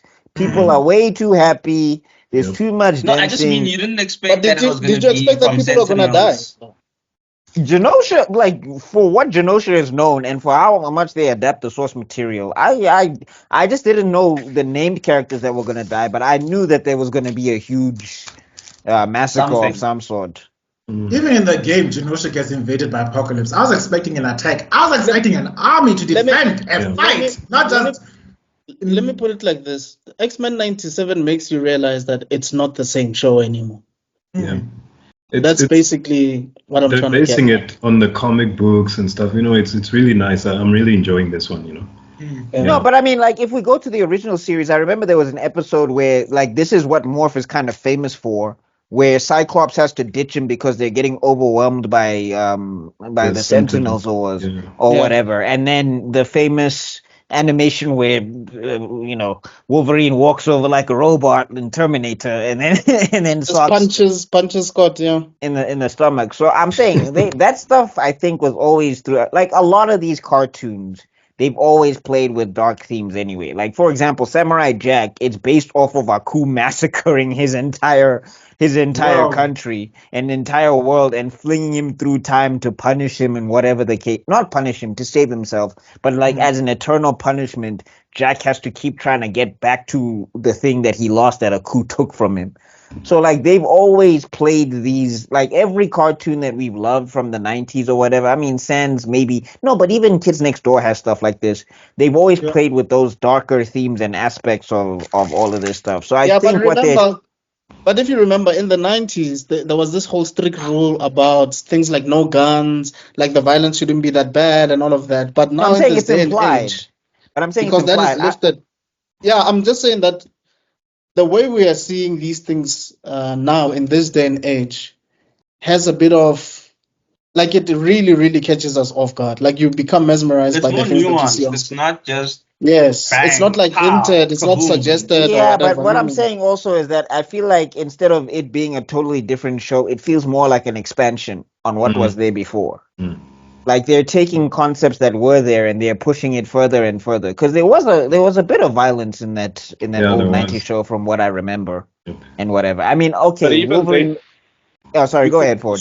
Sorry, I don't mean to interrupt you, but it's like when Rogue was fighting Juggernaut, or Colossus as well. Like, Colossus wouldn't punch Juggernaut, or Rogue wouldn't punch. Rogue would punch a tank, and then the tank would go, oh yeah, Juggernaut threw a tank, and then she'd punch the tank. So they were avoiding direct conflict. in a way so that if kids are playing, you're going to get less hurt when I throw a toy at you than if I punch you in the face. Right. Also, I know like the Batman show had rules, Yes. like you couldn't point the gun at the camera Yes. because that is something that a kid will then try to emulate. Yeah. Even though Batman was fucking people out in that cartoon. Yeah, okay, so but there are rules, and But then that also shows what you're how. saying, yeah, well, on the old show. But I remember when I was reading X-Men, I was like, they had all these Bastion Sentinels and things, and I was like, oh, I kind of like the Phalanx Covenant Sentinel, but I was like, oh, this stuff's so modern, why can't we have good old-fashioned pink and purple Sentinels? I grew fond of those. Right. But the show is now doing that as well. I like it. I don't have an issue with it, but I do. You're like, this is not your traditional X-Men. You see them No, grappling with all the new definitely not. intelligence. Yeah. Yeah. The Nimrod, the Bastions, like it's all changing. So we Yeah. have. Oh, okay. So Super Sentinel wakes up and not immediately chaos rule. It was like that's a nice way to enter. You've entered into a boss stage. One of your strongest allies is knocked down for the count. Knocked her out mid-speech though. Straight disrespectful. I feel like that calmed her down. I feel like after that she just calmed down. No, a bit. it made her worse, actually. I think she took it personally, Chief. Yeah. And then shout out. Okay, people have been saying this entire weekend, and I have to this entire time, and I have to agree. Shout out to whoever decided to make Jean Grey seem like a proper Magneto level threat. Yeah, no, they definitely fixed Yo, it. in these no two- longer in this miss. couple No of longer miss. episodes. No, I respected her game in this one because I used to get When annoyed you think with her. about it, has there ever been such a powerful hero who was such a damsel in distress No. as Jean Grey? Like when you think about it, Jean Grey is literally a damsel in distress who could destroy the world. Like, how does that work? There was a play-by-play where they showed one of the episodes where she struggled to keep it building up. Scott, hurry! Yeah, and then I think Rogue comes in and then she picks it up or something, and she lifts And it. then, now you just see, yeet. That was a boss. That was a boss scene. That was boss, bro. And even the fight sequence, that hand-to-hand combat in mid-air, I was like, when she was in the coma in Sinister's laboratory, was she watching Dragon Ball Z? Dragon Ball Z playing over and over again. Because that's some DBZ moves. Boom, boom. No, she looked at the Sentinel and she was like, even a lower class saying, yeah. No, she was really good in these past few episodes, really. And then here you go. Then hey, just get to ask the annoying question: how does it feel like to be left in the past, or something like that? What was the line again? Wait, first off and foremost, wasn't that the lady that was running interviews with Beast, right? Yep. So how much do you hate mutants that you're going to trick yourself out into Siri 2.0 with all of this purple stuff in your veins and things? Like that's But always remember, it wasn't their choice. No, it was. It was. Like some people went there willingly. Bastion says he left out just how much of the autonomy they lose, but everybody there is a volunteer. Yeah.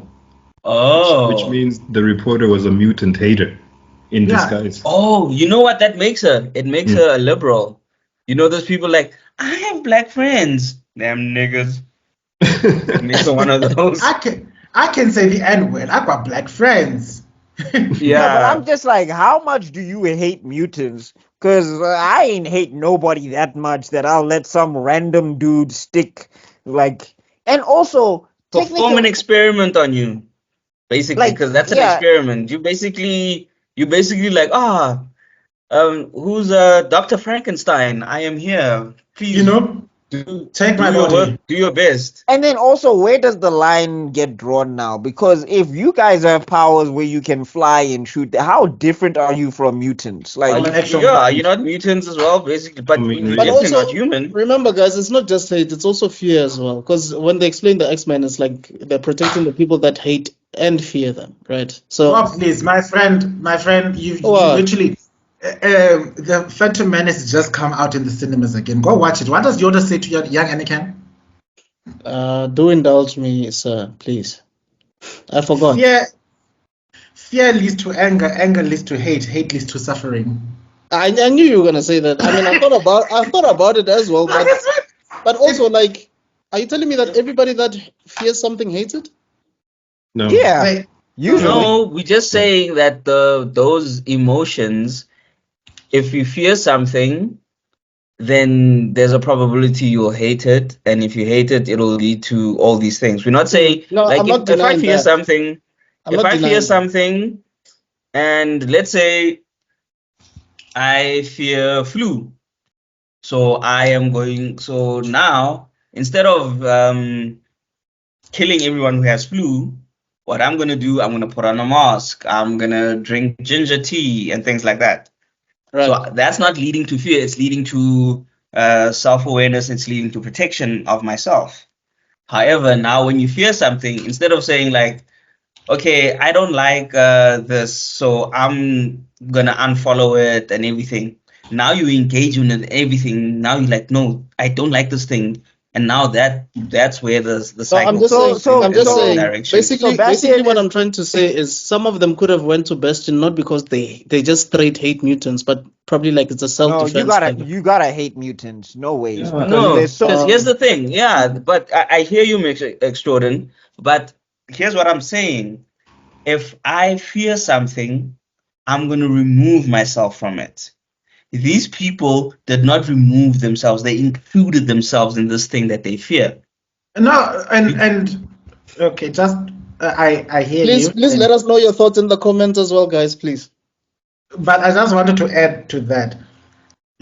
What people fail to realize is Bastion is manipulating the fears of these people. Right. You see, there's a difference between I'm afraid of something, but I don't know what to do. I'm going to disengage me. Bastion came in as a metaphor of these people are going to take your jobs and your livelihood. I am your solution. Exactly. So, Trust me. Yes. I don't think they fear mutants. Some do, but they fear being left behind. Yes. It's like if who's the guy, Elon Musk, if he said today he has this chip he can implant that gives you AI-like abilities like I'm good. ChatGPT, I think a lot of people would go, yeah, I'm really scared of losing my job. It's a little bit out there, but And Bastion came in the guise as a human being. Yeah. So No, they think he's just a human being who's that trying to help inherited other humans, abilities? you know? No, he's a sentinel who was born in human form. in human form. Okay, wait. He's a Let's sentinel keep- from the let's keep future. talking. He's a okay. So he's an iPhone 16 that got born in an iPhone 12. His father was infected by the sentinel Nimrod. And then when him and the mom slept, they obviously got a human child, but who's a sentinel? Yeah. You see? So I'm saying he's a mutant. His mutation was that he could communicate with technology. Not technically, he is. Yeah. He's a techno gene. Yeah, he's the techno gene in human form. Yeah, so now the problem is that the Sentinel AI basically is just the thing that's running all his choices. And you get to see more of that in the following episode. We see when Nathan comes back. I'm not going to call him Cable for whatever. No, he did come back in this episode. Yeah, he did come back in this episode. I know, but he's behaving like a spoiled brat. Whenever he's behaving like a spoiled brat, I just want to tell him to his mouth, Nathan Summers, you behave your ass right now. Because he's got too many shoulder pads for that. He just saved his dad out of the blue. Like, he just came out of the blue and saved his dad. I like this EMP. Hey, man. It's daddy issues, okay? When your dad goes to buy milk and never comes back, it affects you. And here's the big dividing line that shows the difference between Jean and Madeline. Did you see what Jean did? Seconds into meeting him, read his mind. She didn't waste time into, look at my, Nathan. Oh, my boy, my baby boy. That's true. No, but I don't. No, but I don't put that on Madeline. I put that on Cable because Cable knew something was wrong and just didn't tell her read my mind. He came in, mother, I'm sorry. And of course Madeline's going to be like, oh my God, because Madeline is the last person that Cable, that she held before he went into the future with Bishop. So her being emotional, I get. Jean being more removed is just like, this is the clone baby. I don't care. Like, it's not that she doesn't care. The connection isn't there because remember she still has Madeline memories. Yes, but I'm saying it's not just like not as deep because but she's not Nathan's she's mom, still trying to figure out what's her memories and what's Madeline's memories. So she puts a boundary on it. So because now Madeline is not putting a boundary when she sees Cable, it's an instantaneous thing. But because with Jean, because she's trying to figure out who's Jean, who's Madeline in these memories that I have, she's got more of a boundary, and therefore she can still say, what's happening here? But Madeline is just going to be like, oh my God, my baby. Cable also has telepathic powers. He could have just projected it to his mom. No, he can't because of the technovirus. He has to use those powers to keep it in check. Otherwise, he dies immediately or whatever. Okay. But But he used them anyway. Yeah, because of something. You are forgetting the nuance. Yeah. Okay. Yeah, that's why I was like but that's why I was like, okay, wait, let me just remember it. Gotcha. So he basically tells stepmom, you're not my real mom. Don't you be looking in my mind. You're not my mom. Yeah, Cable was whiny. You're not the boss of me. Cable was whiny. I'm like, dog, you come from a future where mutants have been removed. There is no time for this attitude. That was something very interesting, and I think it's at the start of episode 9, though, where he said it's not a dystopia, it's a utopia. Yeah. And I'm like, I need to hear more about this, because I get it. It's kind of like the mutants are enslaved, but everyone's living peacefully, everyone's happy. I'm like, what the hell? Yeah. I need more info. It's a utopia for the humans, not for the mutants. People forget that it's both extremes, and I'm gonna get to my criticism for Charles about that in a minute because I got some things to say. But people forget it's both extremes. When mutants take over chaos, when humans take over chaos, for one faction or the other, and we get to see. Bastion has been lying. Magneto has been alive this whole time. That whole saving him but how did he survive? Is my question. I don't know. To quote a certain franchise, somehow Magneto survived. Because I'm like, I would have bought it more if like Leech made it because like he was there also. Yeah. Yeah, I don't know how they only saved Magneto and not the other kids, Or is it a clone situation? Magneto? Like, no. Literally the Sentinel went out there and was like, oh, Omega level, blast, boy, blast. He blasted him with a teleportation beam. Unless... It's definitely a loophole, for sure. Yeah, because the only way it makes sense is if Sinister was there with another mutant or something and they facilitated the escape right before it happened. That's the only way it could make sense. But it's down to the wire. It's like, this is like Dark Knight. It's like Dark Knight Rises when we see Batman and he's taking the bomb away. And then at the end of I didn't question it because I was like, yay, Batman made it. But the more I thought about it, I was like, that's not really... There's no way he survived that. No, that was literally because he's Batman. That's the only thing I got. No. But guys, he survived because he put the autopilot, so he jumped earlier than whatever. Yeah, come on. From a nuclear BuckMeister, really? Do I have to explain it to you? From a nuclear bomb. No, it's Batman. He had prep time. Guys. Come on, he had prep time. The editing was weird. The editing was weird in that final scene. But the point being is I don't see the space where Magneto would have, unless like a portal opened in the ground and he slipped, and Leech was like, hey, and then but that's what I'm saying. Like they needed a type of mutant that could have taken him at that moment in time. That's what I'm saying. telling you That's the only way it makes sense. This is just the but soapy. because they don't say anything else. This is the soapy part of the X-Men. Azazel was there. Yeah, The bad guy just shows up. If Azazel was there, it would have made sense. It was a soapy part of It's a soapy part of the show. Yes. It's how Malena got possessed by the devil because Stefano de Mera did whatever he did. Twice. I'll never forget that. Stefano de Mera. How do you get possessed twice? Girl, after the first time, I'd lock myself up in a nunnery. I'd convert so hard. I'd be reading. It's like she's like she became Bakura from youth. It's like the demon liked that particular body. Like what? Anyway, so getting back into it. So we on episode 9, right? We're on episode 9. I still wanted to touch about how creepy that shaving scene was. I was like, yes. We're still on episode 7, though. God. Oh. Look, okay. Like we've done. We haven't even talked about.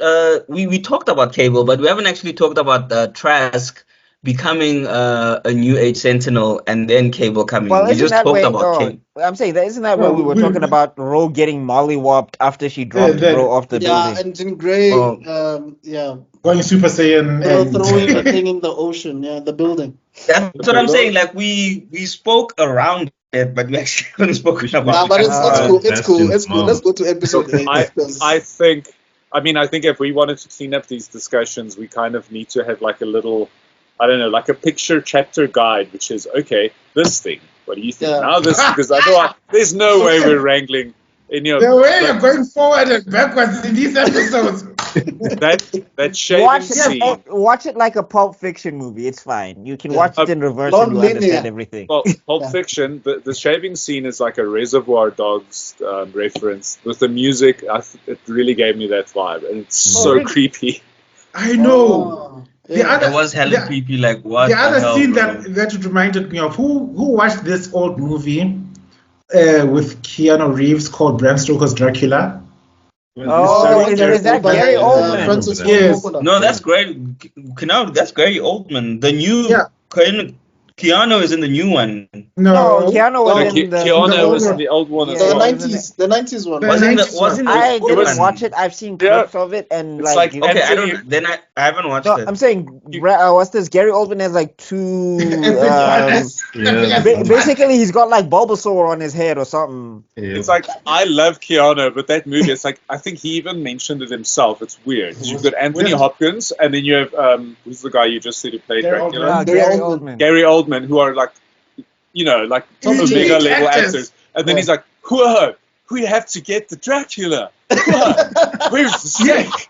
But in Keanu's defense, though, from what I've seen of that movie, everybody is weird and off. So can you imagine? What's the name of the movie? Because I need to watch this because I don't remember this one. Just say Bram Stoker's Dracula, Gary Oldman. Dracula. Yeah. Okay, Bram Stoker. Okay. It was directed by Francis Ford Coppola. But I just wanted to say, Forge, can you imagine a movie with Keanu Reeves and Owen Wilson, bro? The other one is like, whoa. The other one is like, wow. Like the entire movie. Yeah. I think there is a movie like that. It's called Dude, Where's My Car? No, it's Ted and Bill's Awesome Adventures. Well, it's not. It's not them, but it's basically how it would be.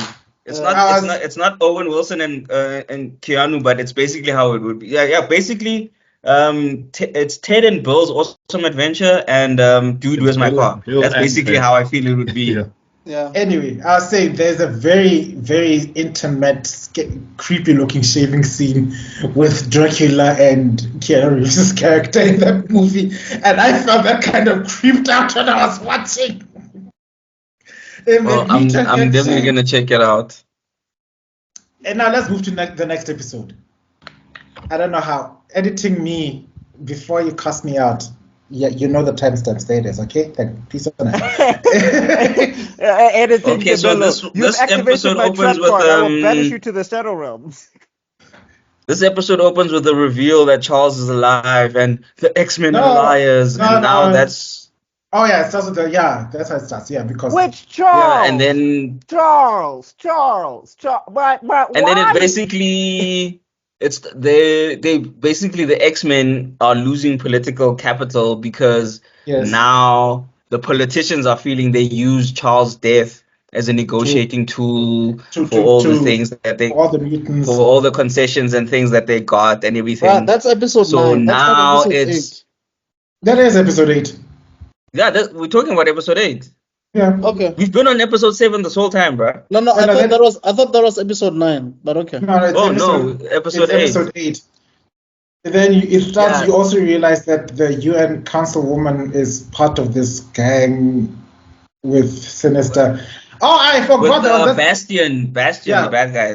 Wait. Bastion. There was a nice jab in the last episode where Sinister is talking to Bastion and was like saying like, "You've been doing the same thing since '92." Oh yeah, that was cool. Yeah. And you kept on losing. Yeah. But that Sinister response, but you've been losing too. Yes, but I've evolved. I was like, bitch.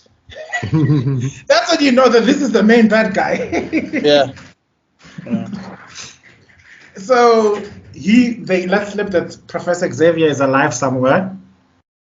You mentioned that. You also get to see Bastion doing his super evil monologue, and that's when you realize this is where you do an evil monologue, villains. Not a mess all your superheroes and you're busy fighting in battle, because they're just buying time. They're not listening to you. You monologue with your allies, busy walking on your ramp. You don't monologue with James Bond and give him time to figure out a way to escape and know what your plan is, so he knows how to stop it. I always hated that part, and even though I hate Age of Ultron, I love that part where Ultron goes because out. I'm gonna sit here and explain to you my evil plan. Age of Ultron was a good movie. I'll fight you all on that. Nah. It wasn't terrible. I'll give you that. It's the worst. It's the worst Avengers movie. Okay, I'll give you that, but I still think it's a good movie. Yeah, it was okay. I don't think it's a terrible movie. I don't think you can go like, oh my god, Age of Ultron is so awesome, but I don't think you can go like, oh, that thing is trash. It needs to be bent. Come on, Hawkeye talking to Scarlet Witch like, I'm here with a bow and arrow fighting robots. None of this makes sense. But if you go out there, you're an Avenger. Hence, I was thinking about that earlier on. Actually, it's not as bad as people make it out to be. But in that being said, it doesn't mean it's good. It just means it's not bad. All I'm gonna say is it deserves its point in the tier list we made. Shameless plug. Worst Avengers. Shameless plug. We've got a tier list. Anyway, go check it out. So Bastion is busy. The UN councilwoman is busy calling Sinister. I forgot the name of the guy, the Nazi mass murderer. Kelly. Senator Kelly, right? No, something Isn't it Nathaniel? Magello? Wait, isn't his name Nathaniel Essex? No. But there's a Nazi doctor, Medelo or something. Mangala. There we go. Yeah, Dr. Mangala, yeah. She was referring to Sinister's Dr. Mangala, and you just see Sinister like, I knew that guy. He lacked such vision. I was like, show off your immortality, Sinister. That's what you'll do at this point in time. I wonder what his end game is. Sinister just wants to have test travel for him to keep his research. That's what's written on paper. But what he really wanted was to basically have his baby Cable become perfect. Okay, never mind. Moving on. So then, also in this episode, after the monologue where he where the councilwoman is just like, okay, so this guy is Bastion is clearly off his rocker. Yeah. Which, I mean, because I'm looking at the back and I'm just like, that's why to me, when Mr. Extrodin says it's fear, I'm thinking it has to be hatred, because there's no way you can walk into there with all those machines disassembling people and just be like, yeah, I'm totally doing this because I'm scared. I'm so scared of these guys. What I'm saying, guys, you cannot tell me that everybody that went for hate. No, human beings are very complex creatures. When you look at what's happening in there, when people are getting disassembled with because somebody's head looks like they fall out of their body at some stage. There's no way I'd be in the waiting room like, nah, dog. You can take my brain out. I'm not saying you're wrong, by the way. I'm just saying that I don't think everybody that went there after being manipulated by Bastion went because they hate mutants. I'm saying some of them might have just been. Okay, yeah. But I'm saying, I if see you your want to say point. that, I can say that Bastion turned that into hatred. Like, he had to make them angry enough that they would be willing to sacrifice pieces. Or scared enough. Or I'm saying, Or scared scared enough. enough. No, but I don't remember, know. Or scared enough. Maybe. An example I'd like to give just to you. to show. There's this movie 42, the Jackie Robinson story with Chadwick yeah. Boseman. Recast T'Challa. And so there's this scene where the kid, where he goes to play a game, and there's a child. He's like, oh my god, I can't wait to see this player, and he's so awesome. And then his dad is like, nigga. And then the kid is like, I came to watch baseball. I don't know what's going on. And then he also starts going, nigga. Like, he's just repeating what his dad is saying. Right. And so that's also, remember, so it's fear, and then it's following the crowd. And then you literally start hating people. You have no idea why you're hating them. Yeah. Exactly.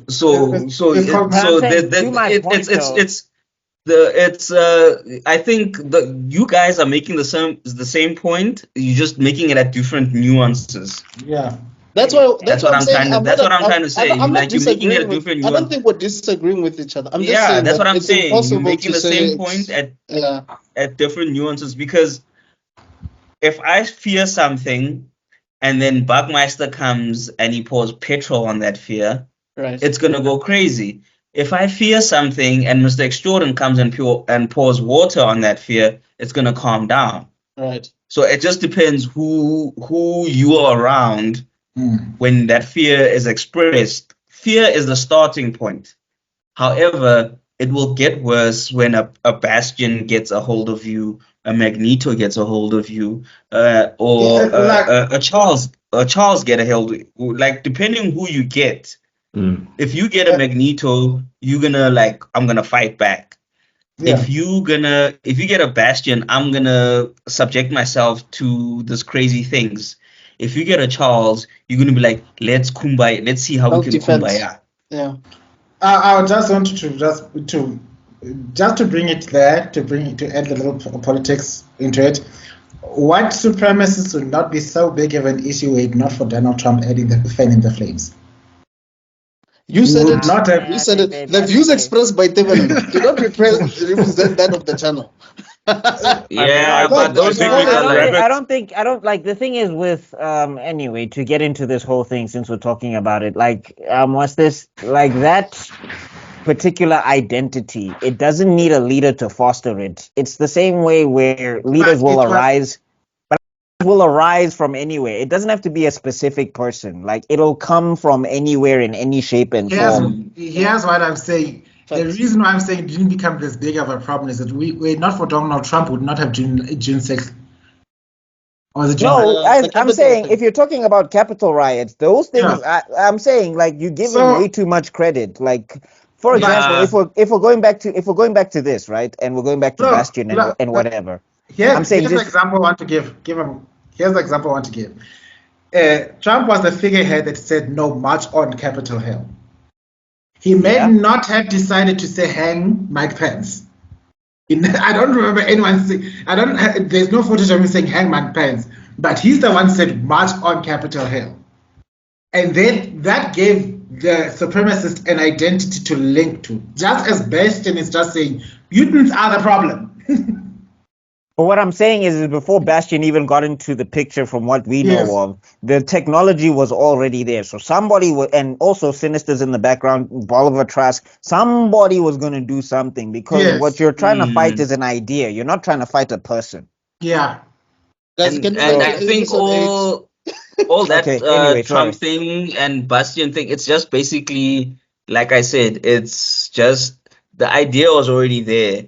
And then someone just put petrol on it, instead of water. Well, anyway, we're talking all the same and that's thing all. Let's get to episode 8. And that's the thing with ideas. That's why they say that's why when they kill a martyr, they don't kill the martyr. They first kill the idea of the martyr, and then they kill the martyr. And that's how you kill an idea. Yeah, but it seems like it's easy to brainwash people because you can make false equivalencies. There are all kinds of things. For instance, yes, I would say, I mean, these things are nuanced. You can do lots of research. Yes, Donald Trump is responsible for the March 6th march, but connecting that directly to white supremacy is kind of a stretch. Because yes, it's a conservative march with some supremacy, and these things, it's easy to make an argument and just, so to your point, you can manipulate people by pushing their buttons. And that's what I was trying to say. That's what I was trying to say. Yeah, it's all right, so episode 8 then, right? Wait, so, TK, are you saying something? I wanted to say that yesterday I watched this documentary called Mother God, like really interesting thing, So there was a lady called Amy Carlson. So she was basically a cult leader who. The name says it all, but that name kind of sounds cult leader. So she basically called herself the same guys that were talking about me and my hairline joke. Okay. So she basically called herself Mother God. She was Jesus. She was, and she had such a huge following because of her different way of seeing the world and different way of solving problems. And she was using the term love, in order to solve and heal people. But meanwhile, I mean, she was so corrupt and so I think anyone who has an interesting idea or philosophy will always have followers. Well, that's why I hate philosophy in general, but anyway. Yeah, If you come with a different perspective, you always get people who are going to follow you. Somewhere along the line, Socrates and Aristotle just felt the peg in their chest when you said you hate philosophy. Like, what did we do, Socrates can suck these nuts. Oh my God! My goodness! Not Socrates. He died nuts. He took poison for the youth. Oh. That was probably because he was singing in A minor. Wow. I don't know, a drink just popped up in the corner. Okay, guys, episode 8. Okay, so what else? Episode 8 is mom. One of the I liked how remember we were the last time we spoke, we were like, why didn't Cable come sooner or something?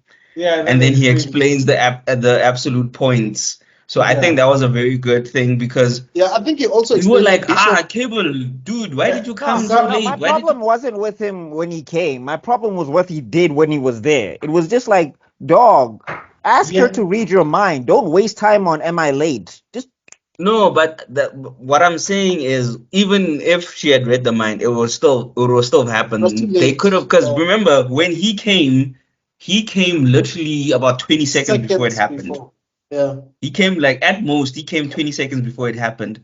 So let's say he comes and then he says, shut up, read my mind, and then she reads the mind, and let's say it's about 10 seconds.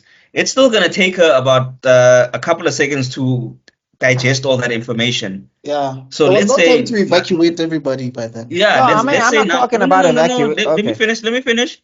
So now she takes 5 seconds and then he's like, you don't have time to absorb information. Warn everyone. Do a technoblast and warn everyone that shit's popping. And that shit, like when he came and left, it was about 20 seconds. So at best, people would have just known something is coming, and it still would have happened. All that would have happened where people would have been confused and like, what? Something's coming? Let's prepare for war. It still would have happened. Yes, it's frustrating when you think about it, but it doesn't matter what he had done, how he had said it, how quick he had said it. Yes, I do think he still should have said something better than, oh no, I'm too late. He should have just said, a master mold is coming, be prepared, so that when they see it, so that she could like tell everyone. However, it still would. Because I'm like, that is it event would because still like happen. because with how powerful Jean Grey is supposed to be, right? Is there no way that she could have disassembled that thing from the inside out? Because her powers don't have upper She should have limits. been. She should have been. So No, that's what sure. I'm saying. That's what I'm saying. Like if Cable said this is where he's coming at this point at this time, and Madeline Pryor goes to that point and then disassembles the thing, isn't that the end of the But threat? here's the point I'm saying. It's an absolute point. It would have like. Oh, so if- this is multiverse fixed It's an point, Yeah. Doctor Strange, yeah, like Nexus, even if Nexus even point if stuff. she Okay. she disassembles that one, another one would have happened because Yeah, that Genosha thing is had to supposed to happen. Mm, It yeah. has to happen. Yeah. If that doesn't Gotta- happen, Gotta the give a- world unravels. Yeah, who was that guy Yeah. from what? Who was the guy who keeps watching everyone from that What If series? What's his name again? Oh, the Watcher. The Watcher. The Yeah, the Watcher's basically like keep trying. Apparently, there was a No, but sort like of the like thing a, is- he was for like a split second, I think, in one of these Yeah, episodes. but I'm saying from like Oregon. the thing is with the Watu is that he interferes though. Well, that's his whole character is that he interferes. So like a you lot. can't have a nexus point when Owatu is there. Like Owatu's whole thing is breaking the rules and then saying I will not interfere, but if you go left and you turn right and you That's jump 3 interference, times. bruh.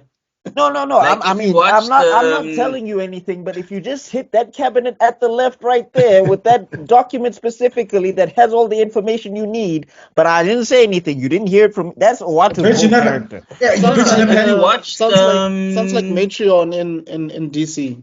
If you know Matreon. What's this Matreon. thing? The CW. There was literally a watcher who collected heroes because there was a thing happening. But anyway, moving on. the DC one. Yeah, So, the DC one. okay, shout out also to Nightcrawler giving Jean Grey relationship advice. It's like, bitch, you're a stepmom, act like it. But that's not fair. She ain't asked for that.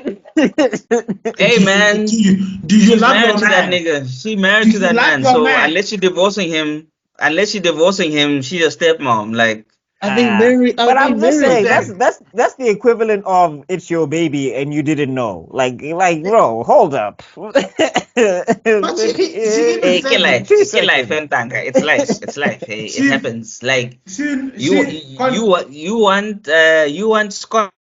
Scott comes with a baby. But I also like the way she put the nuances. Like she intellectually knows that she's Jean Grey. She's not this boy's mom, but she has memories of Madeline. She felt him kick inside her. Yeah.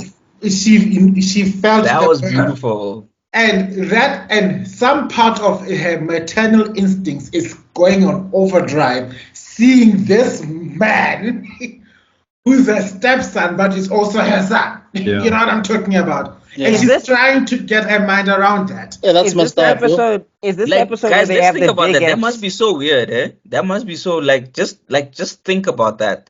For both of them. Physically, you don't have memories. Like, okay, like I don't know how to say it, but let's say physically you don't have memories of this person, but mentally you have memories and emotions of this person. That must be such a That's a mind fuck of a thing to go through. Yeah. But I don't know. It's the X-Men. Like I'm just like, don't y'all deal with this stuff like every week? Like, aren't you guys like time Oh, traveling? hey, but guys, no, but actually, okay, Zuko. Shaf, they deal with everything, but like give them grace to deal with it as well. Maybe Zuko, actually, that's what Charles goes through most of the time, if not all the time, with these guys. Because when he checks your mind or your past and whatever, he goes through some of the things you go through. Do you remember in X-Men First Class?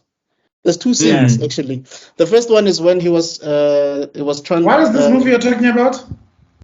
No, that No, one. First Class is Yeah, dope. that one, Mama. That's it a good exists. one. That one is That's a canon. good one. no, That's a First good Class one. is That's a dope. good one. Don't hate. Never heard of it anyway. But justice for Darwin because that was bullshit. But anyway. Yeah. So That was when the he dumbest showed- death ever. I was just like, do you not understand this guy's power? Like, I You already can't- didn't like how they depicted Sebastian Shaw's power, and then you put the fucking ugliest Magneto helmet that you've ever seen with the nose piece that comes down to here on that guy.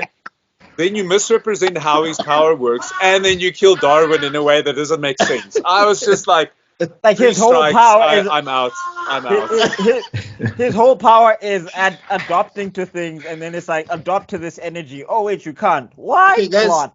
please Why? let us. I'm literally survival. Once we finish 97, can you please review that? But anyway, I just wanted to say that the first time it was when he blackmail me, like I've got compromising pictures of you and your of you naked in some in some bathhouse. Okay, like when he tapped into Magneto's past with the whole candle and the birthday cake thing, he felt that. That's why he was crying. Then the second time it was when Magneto was killing Sebastian Shaw with the coin. He felt every moment of it. You know what I mean? So it's like, can you imagine all these students that come to Charles and he has to tap into whatever past or whatever? He's feeling everything, dog. Which is exactly why he was such a bitch ass in Days of Future Past, and old Charles Xavier was like, listen here, I know what you're really scared of. You're not afraid of you're not afraid of all that voices and pains. You're afraid of yourself. Now get over yourself and start acting like a man. Yeah. I feel like Charles needs like a Zol. Like Charles needs a 420. Like every often he just needs a little 420 just to calm his nerves. That's what But the problem is the 420 now will lower his mental inhibitions and he might do something crazy. But I don't know. I think he needs a 420 where he will still be in control, but it will calm him down. So anyway, in this episode 8, then what's this? So after Rogue was sidelined because she got mollywopped by the Sentinel, and then I guess Jean is healing her. Is this like a Sakura Naruto healing jutsu thing? Yes, mental what? And I guess that's when they go for a drive. Yeah, that's when they go for a drive because they figure out. They figure out where Bastion's family is from, and you see Grandma Bastion. And some point was like, I sense a mind. Okay. And then it's like, oh, that's a nice old lady. Ah, shame. And he left her to live in the middle of nowhere? What kind of a son are you?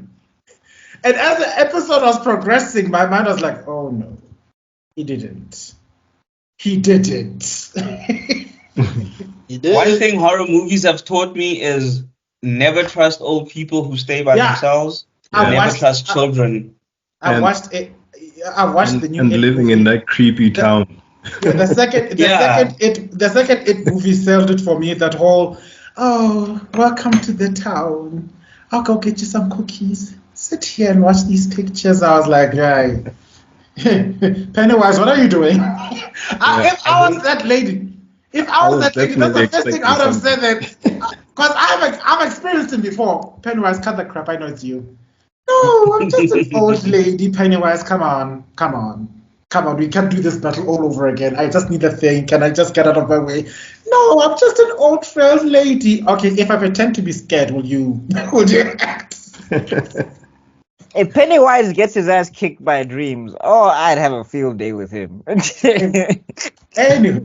Tangent. Do you remember when? Quick tangent. Do you remember when Pennywise basically got assaulted in Not Another Scary Movie? That shit was wild. Okay, you're gonna remove that image right now. Charles, do your thing. Charles. So this is the episode where we get the Wolverine Nightcrawler team up, right? Oh yes. That was awesome. Up for sure. It's like, do you guys remember X-Men 2? Yeah, I'm that guy. I was watching with my dad, and when they're busy saying we've calibrated the machine so it can track down all the Sentinels, and he was busy talking to the reporter chick, the moment I realized something was going on, I was like, this woman is one of them. Why is she there? Why is she there at that point in time? I like Wolverine's line where he's like, remind me to tell Beast like he has a bad choice in women or something. Yeah. My favorite line from Wolverine in this one, when he's like, why resist? It's like, I've got 6 reasons. I was like, yeah. Make it 9. Make it 9. That moment I was gasming out. Like, oh, Nightcrawler was awesome, man. Yeah, Nightcrawler Because was he was amazing. also saving his It sister gave at me the same actually, it time. gave me visions of probably the best action sequence from all the action movies when he attacks the president. That's probably Yeah, that's what I'm saying. Do you remember X-Men 2? It's like he was looking at us and it was like, guys, do you guys remember me in X-Men 2? Yes. Yeah. I'm that guy. I think it's I'm like actually having a hard time thinking of a better fight sequence in any of the X-Men movies than that one. That was so brilliantly done. Quicksilver. Yeah, I was gonna say that. The second best But is it moment as was awesome as that one?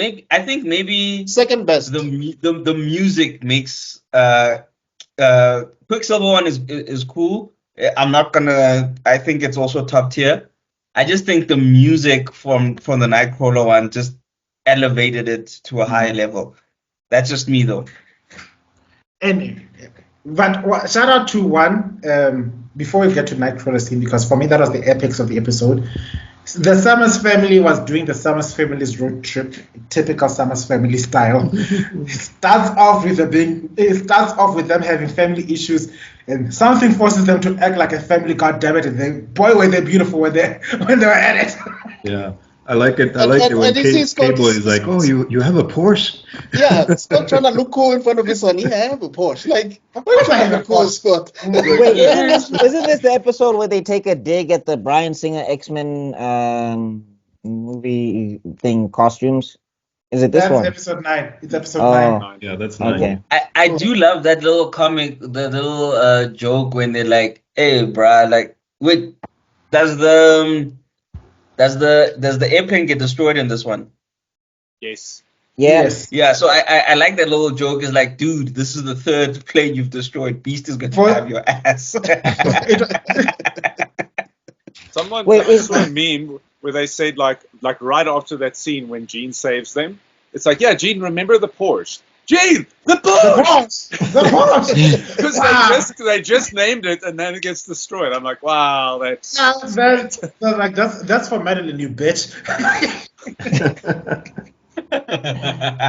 No, but I'm like, is this where they split into gold and blue to go deal with Bastion and? Or is that 9? That's number 9. That's 9. Okay. That's This 9. one- I think that's this 9. one- I think this one is when they went. One team went to Bastion's house, Yeah. and then the other one was still at the mansion. Yes, right.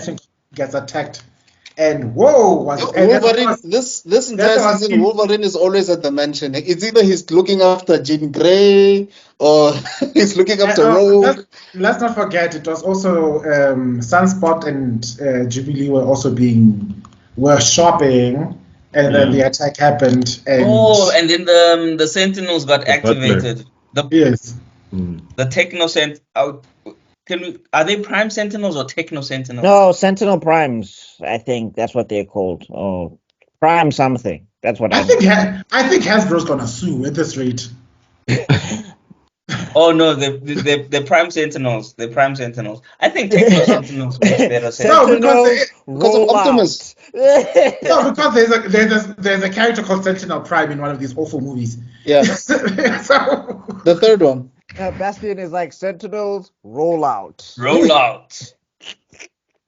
anyway, so Bastion, yeah. Also, shout out to the fact that, like a true supervillain, he's got connections to all the other nations. There's Dr. Doom over there. I was like, Dr. Doom, how dare you? How fucking dare you? And then there was also Baron Zemo. I was like, what? Yep. But I'm sure there's a moment that I was ready to punch the screen. I was so pissed. Like, not you two. I'm sure there's a moment where you actually wanted to talk about with Charles Xavier, because I saw you posted it on your WhatsApp status. That's next episode. Don't worry. No. It is this episode. No, this episode. Wait, doesn't Magneto get? No, Charles coming in episode 9. No, End of I'm episode talking 8. about Magneto. Doesn't Magneto get rescued in this episode? Yeah, Magneto gets freed by the end. No, he escapes. Yeah, he Yeah, I'm talking about this episode. You're talking about when he was bound up and didn't Tebello post something? yes. Yeah. We forgot about Magneto and his Shades of Grey dungeon by Bastion. hate me, be mad at me, but say something. My safe word is Charles. What? I saw that meme. My safe word is Charles. That's funny. I saw that meme. I swear to God, Sinister somewhere in the back was like, my safe word is Charles. This is not how you should. This is not how you should capture this guy. This is not how you should rope him up. Oh my soul. Not a feature reference. Keep his clothes on. The next time I rescue, we kidnap him. But then we find out because at this point in time things are looking bad. We get that beautiful moment where he gets. Beardemar just sent us a TikTok right now, Twitter right now. Yeah, hi Mio. Anyway, we get this beautiful scene where we get to see how the teleportation looks like from. Right. That scene. Also, the way they did my boy Wolverine, right? That mid slice down. This episode. I think I said I. This is how Wolverine was coming down when he was like doing those Prime Sentinels. What up, cuz? I ain't scared of you, cuz. What up, cuz? What up, I actually want to go rewatch it. I Nerdgasm at least 5 times in this episode. I was just going off like,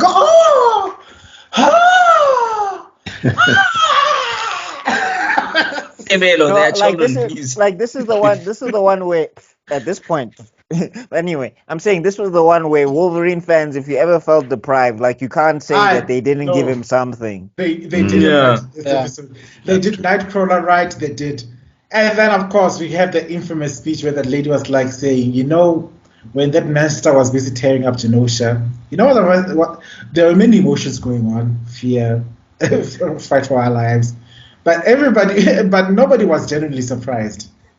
And I forget the rest of those. I forget the rest of those words because ultimately it results with her saying, "Magneto was right." That Magneto was right, and then this man lives in the middle of the Arctic. Do you know how cold that place is? The only thing that makes sense is that there's an electromagnetic sphere that's keeping him in normal room temperature, because hypothermia would have. Or his haterade is so strong that it's boiling his blood. And then he says, I think his hateration was on some Kendrick level. I hate the way that you walk. I hate the way you talk. I hate the way this whole episode. Pardon? Say again, Tebello. Is he frozen? He's frozen. Yeah, I think. Just like his background there, because it's his moment. It's his Magneto moment. You know what I mean? Look at the hand. It's exactly like the hand in the background. Are you back, buddy? There you go. I'm back. Yeah. Kathleen Kennedy has launched an attack for my slander earlier this episode. I just saw the moment I talked about it. I just knew this episode I was gonna get attacked. My laptop was gonna get attacked. But you know what? We'll make peace later. I wanted to say she said Magneto hasn't said a single word this entire episode, and the only one word he mentions in this entire episode is enough. Yeah. But also, this is my problem with Magneto. Dog, I wasn't there at Genosha. Why are you switching off my electricity? Load shedding for the world? Dog, I'm in the bed and I'm dying. I have a disease. They got me on dialysis. Enough. Now, dog, I wasn't there. That's why Wolverine was pissed off. Exactly. I just realized something. I didn't realize how many people he killed. Dog, thousands. This is indirectly killed this because guy started a war. People on life support, people who were in operations, People on the road. People who were people in driving, planes where they lost planes their and people were navigation driving, units. people in planes. It literally, I Yes. just like when you said it now, it just hit like I Yeah. watched No, this thing like on guys, Thursday. It's only hitting me now that like hold up, so many things work with like he basically did a He's Genosha. He's Genosha. electromagnetic pulse on the world. And do you yeah, understand how many things work with electricity? guys, Like how you know, many people have died? Oh my god! I'm shocked at your guy so polite. The guy didn't kill thousands. The man killed millions. Yeah. Yeah.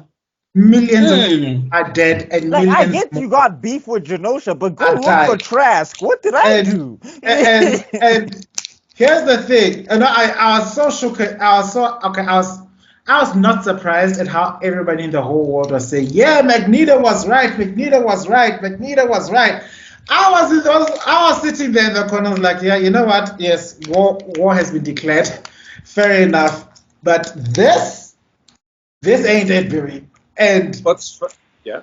and it shot out because that was the lowest point of this entire arc, where Magneto relapses, and the X-Men are thrown to the wind, and that's when Charles comes back, and he says, he says, "I hope I am not too late," and he says the line. That was when it's so scary. Climax all over again. Now that we have social media and you can hear people's opinions, sometimes you just, okay, I see Tebello, are you back? You just see how misguided people are. Because, hello, I saw a guy on TikTok who was saying, yes, Wolverine said that, you know, he declared war, but did he forget Genosha? And those sentinels that killed. And it's like, and then he's like, I'm sure a bunch of people died. But, you know, that's all good because it's making up for Genosha. I'm like, you know, you kind of sound like, you know, like that is fascism. Like you cannot justify it. This is not good. Yes. No, and I'm saying the other thing is you're not targeting people that are involved. I'm not Trask. I'm just in a plane living my life. And I'm going to a conference. I've got a dental conference. I'm busy preparing my speech, and now I'm dying. Like, what if I was Team Mutants or whatever? Like, just to take it to real life, for example, what if there's a bunch of black people who lived through apartheid and like the civil rights movement, and they're just like, you know what? Maybe these mutants have a point. Oh my God, there's a plane falling on me. No, I just. What if I voted for pro-mutant rights? I voted for mutant rights, and now because I've got a bad kidney, I'm dying because you decided to turn off the electricity. If there's one thing, in one act, Magneto proved Trask and everyone else right, and that's what he fails to notice over and over and over that's again. His biggest flaw. Magneto's biggest flaw. That is his biggest flaw. That is his biggest. That is my biggest criticism. And I wanted to highlight this in wrapping it up, but I can mention it now. That I think I also posted it on my status. I think it was yesterday, or was it today? Did. Yeah, I think it was yesterday. Yeah. Yeah, just because Magneto is right doesn't mean that Charles is wrong. Yeah, the greatest mysteries of life is that the end of one profound truth is another profound truth. And just because Magneto is right does not mean Charles is wrong. The biggest problem we find ourselves, and that's the thing people forget when it comes to watching X-Men, is that by identifying the moniker of mutants and humans, we've decided to see ourselves as separate. And Charles has been trying his level best to remind every single one of you that you are all human. But Magneto doesn't want to see it that way. He says they are homo superior, right? Yeah, because superior.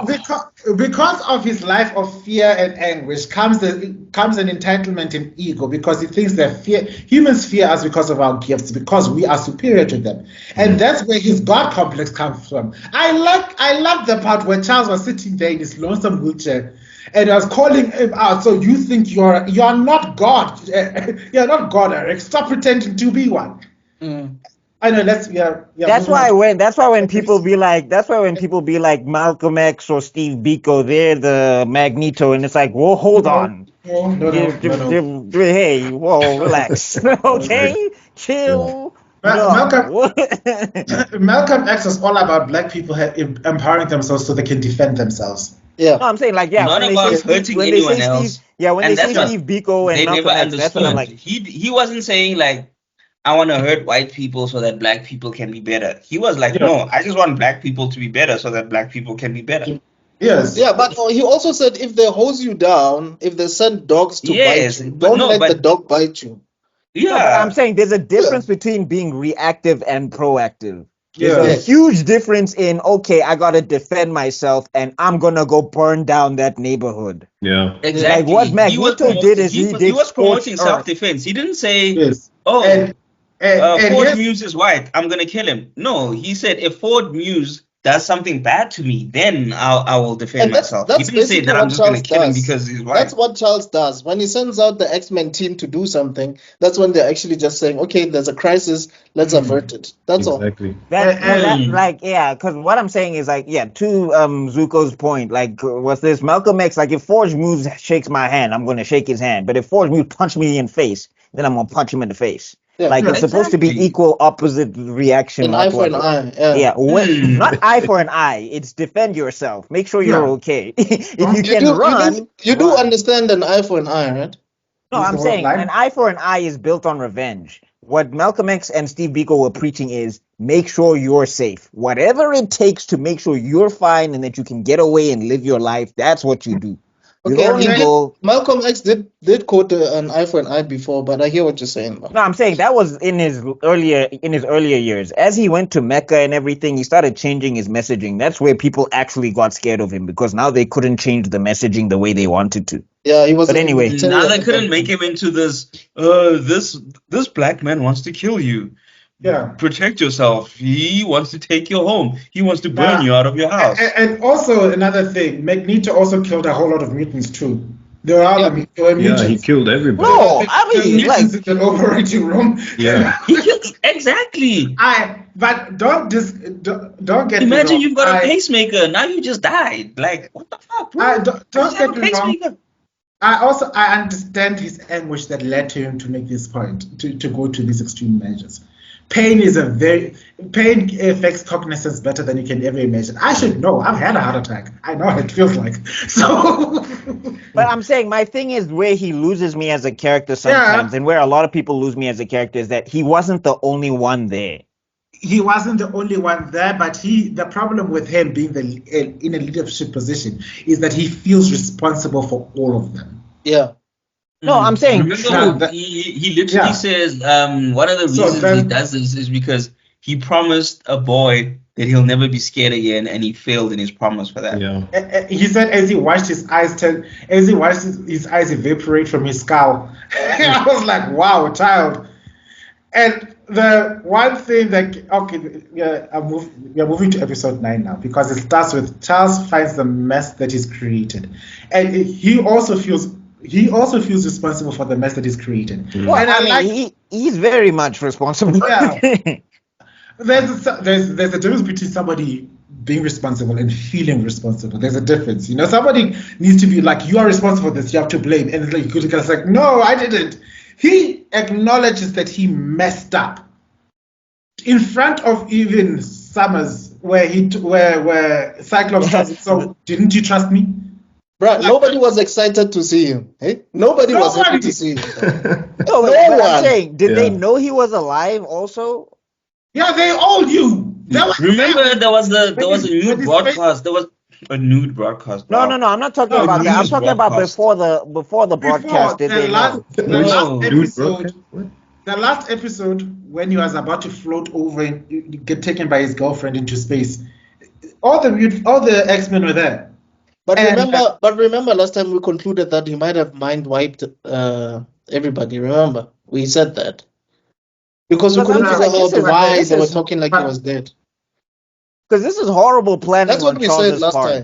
Yeah, I don't know if you guys remember that. I remember that, but I also remember that we didn't have any evidence from the actual we just assumed. Well, the thing is, if we talk about the will, because Magneto brings up the will and Charles's will where he put him, and nobody contested. Because they all agreed that they're gonna play the part that Charles is dead. Okay. Anyway, I'm just saying I don't know what type of plan this was supposed to be. Because if it was supposed to hinge on you staying dead, why? But anyway, I'm asking too many questions. And then we have Scott calling him out about, look, you didn't trust me. And Charles basically tells him what Jean has been telling him this entire time. That I really wanted you guys to have a life outside of this. Well, Madeline was telling him that. Yeah, Madeline. Yeah, Madeline, yeah. Which I can understand from Charles's perspective, because there's nothing more burdensome than having a vision, because it consumes your entire life. Yeah. There's no fair. You're talking to creatives here. We all know. I was about to say, you literally speaking to the choir right now. You're preaching to the choir. So we know this. Look at what time it is, and we're still recording. You know what I mean? Anyway, 2 hours and something, and 40 minutes something later. So I was saying, and we still have the energy. Not even like so for someone like Xavier, who's lived his entire life pursuing this, he wouldn't want to pass this. who looked at Legion and was just like, "Hey, dog, gotta go do mutant rights. Peace." I'm going to get that milk. I'll be back. I'm about to step to get that mutant milk. So, peace.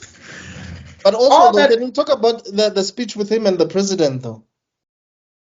Where he was basically telling the president that the what to call it, something protocols. Probably mutant something protocols. No, the Magneto protocol, because it seems like they had a plan for Magneto this entire time. Should he go rogue? Yeah. Which didn't work. Yeah. Of course it didn't. And there's Magneto raising an entire asteroid into outer space. I love that speech. But this was, I just want to mention quickly that this is from that comic book that sold over 1 million copies, right? This is that comic, even though they changed it a bit. But this is when Magneto, because in the comics, I think he was out of space. He had created a whole, I guess you could say, a mansion for himself. And then there was these guys that wanted to serve under him. He took Cable's house and then turned it into Asteroid M. Yes. And then he had a bunch of acolyte people, followers or whatever. From space. And then, this is when Magic died, right? Magic had just died and I don't know, Magneto but I remember Nick Fury is the one that contacted Professor X and said, "Hey, look, Magneto is doing some stuff. He wants to kill people in a submarine and whatever." But yeah, so it just feels like they summarized that plot. Because we do see Team Blue and Team Gold. You can tell that that's what they were trying to do. But anyway. But shout out to how Charles calls out Magneto at this point. It's like, you've got an asteroid over my fucking school. Right. That was what the hell? Scene though, like visually, imagine you just. I think they were going to try to talk to Rogue, and then Magneto comes through with a freaking asteroid. And you literally trying to calm someone down in like, hey, bro, like, don't what you're doing is wrong. And this dude has literally got an asteroid just chilling there, bro. Like, what the? That is such a so does the helmet block Charles's powers now? In the show. In this show. In this show, remember the helmet is made of so Charles, the is a certain frequency. It's all frequency and electrics. So the helmet is made of a certain material that blocks that frequency. That's why. But I'm saying that was never a thing before, because I remember it didn't work. Because the writers didn't know, I guess. Yes. I'm just explaining it for back in '92 when Magneto was about to go kill Charles, like, you've betrayed your own kind, Charles, and then Charles was like, you know what, Holocaust beam. That's still one of the most insane. Yet, I'm trying to understand, but that is so crazy, because if that's your enemy and you do that, I don't know. I think my mind understands that, but doing that to your friend is so insane. Like, no, also it's just like, bro, you couldn't, like I'm saying, you went straight Holocaust. You didn't just say sleep. Exactly. Down boy. No, but I That's the think he other was- thing. he was That's just- the he other was thing as just well. tired. Like you didn't just say like powers. You like basically Charles's mind is basically main switch. He could have just said, "Hey, main switch off." He was just tired No, of you see, Magneto's BS. this is what happens when best friends fight. This is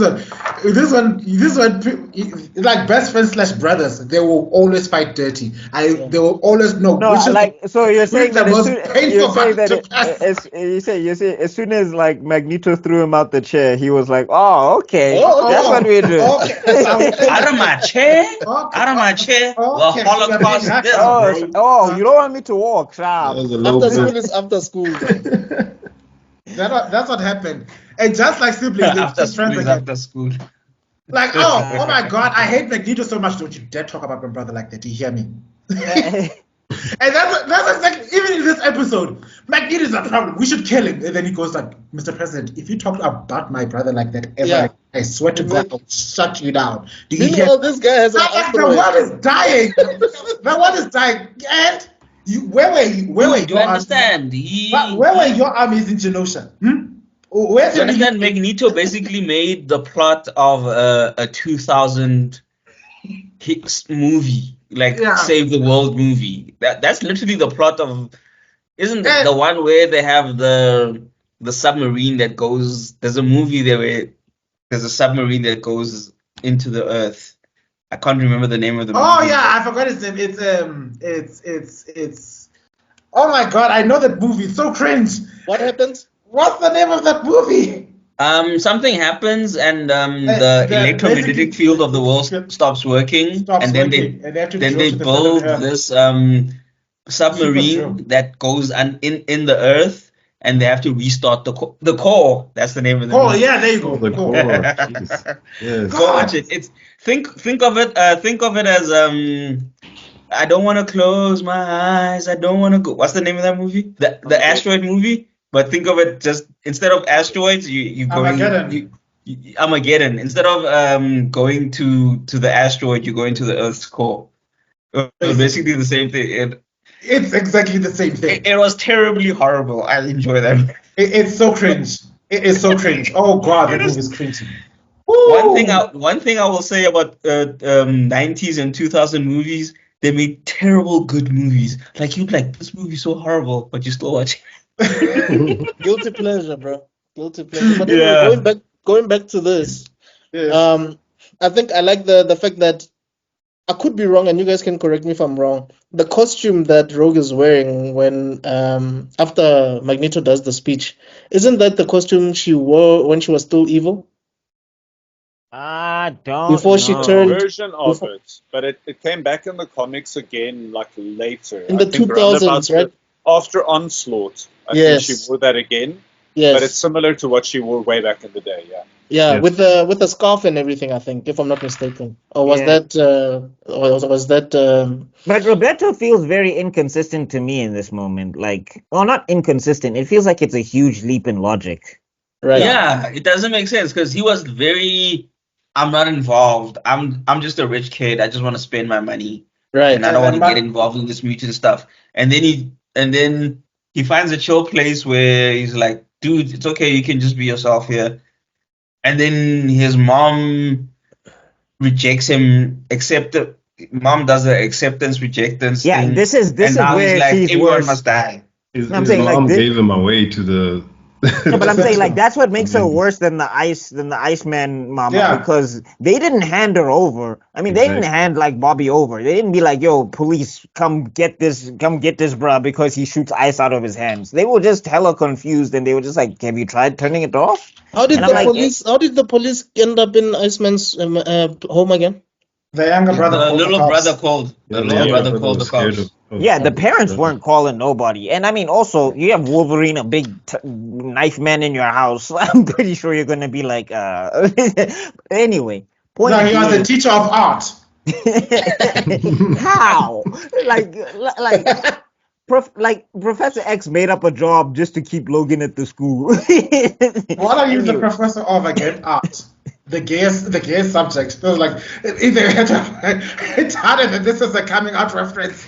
No, I'm saying probably it was going to be like, nah, well, I paint with your intestines. Anyway, yeah, but I'm saying that's what made her worse to me is that, like, it's one thing to be like, oh, we got to hide my son. Oh, Genosha this, Genosha that. It's another to hand him over to the robots that have weird eyes and things go. Like, you can see these things are not normal. And weird veins. Like, like the mutants that you're scared of look way more normal than these robots that have just rolled into here. Yeah.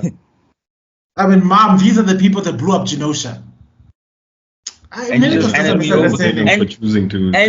didn't even try to negotiate, bruh. She didn't even say like, no, wait, we'll keep him in the house. She was just like, all right, sharp. Every anime parent in old anime were just like, yes, there we go. That's the one. That's a villain origin story right there. But taking it back to his decision, I think it could have been that, like the way his mom. No, but like remember the thing conditions. is he's turning his back on Jubilee and the X-Men who have done nothing but help him.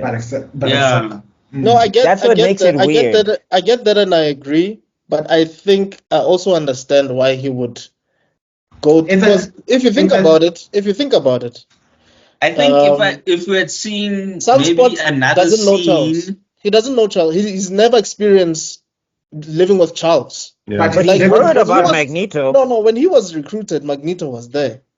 No, I'm saying, when he was recruited, Magneto was there, but he's also heard of the exploits of Magneto because this guy is like a world-famous criminal at this point. Yes, but think about it. When he got there, to the danger room to fight against Magneto. But when he got there, guys, this was a reformed Magneto. This is someone that even the X-Men was saying he's our leader now. You understand? Yeah, but I'm saying also he says in the same episode. Magneto is famous. Magneto was known, so all his deeds were known before. So it's not like Magneto was a new. He saw Magneto for the first time as a principal of the school. Magneto I get that, and I agree. But what I'm saying is, this guy has been safe under Magneto's roof for a while. No, but I'm saying in this episode, it's also still inconsistent because he has a line where he's like, "Well, didn't you think leaving your school to the evil guy was a good idea, or something like that?" Yeah, I think he thinks that Charles is making very bad decisions, so he'd rather stick with Magneto. He'd rather stick with the stronger guy. Exactly. For me, it's a matter of he trusts Magneto more than he trusts Charles.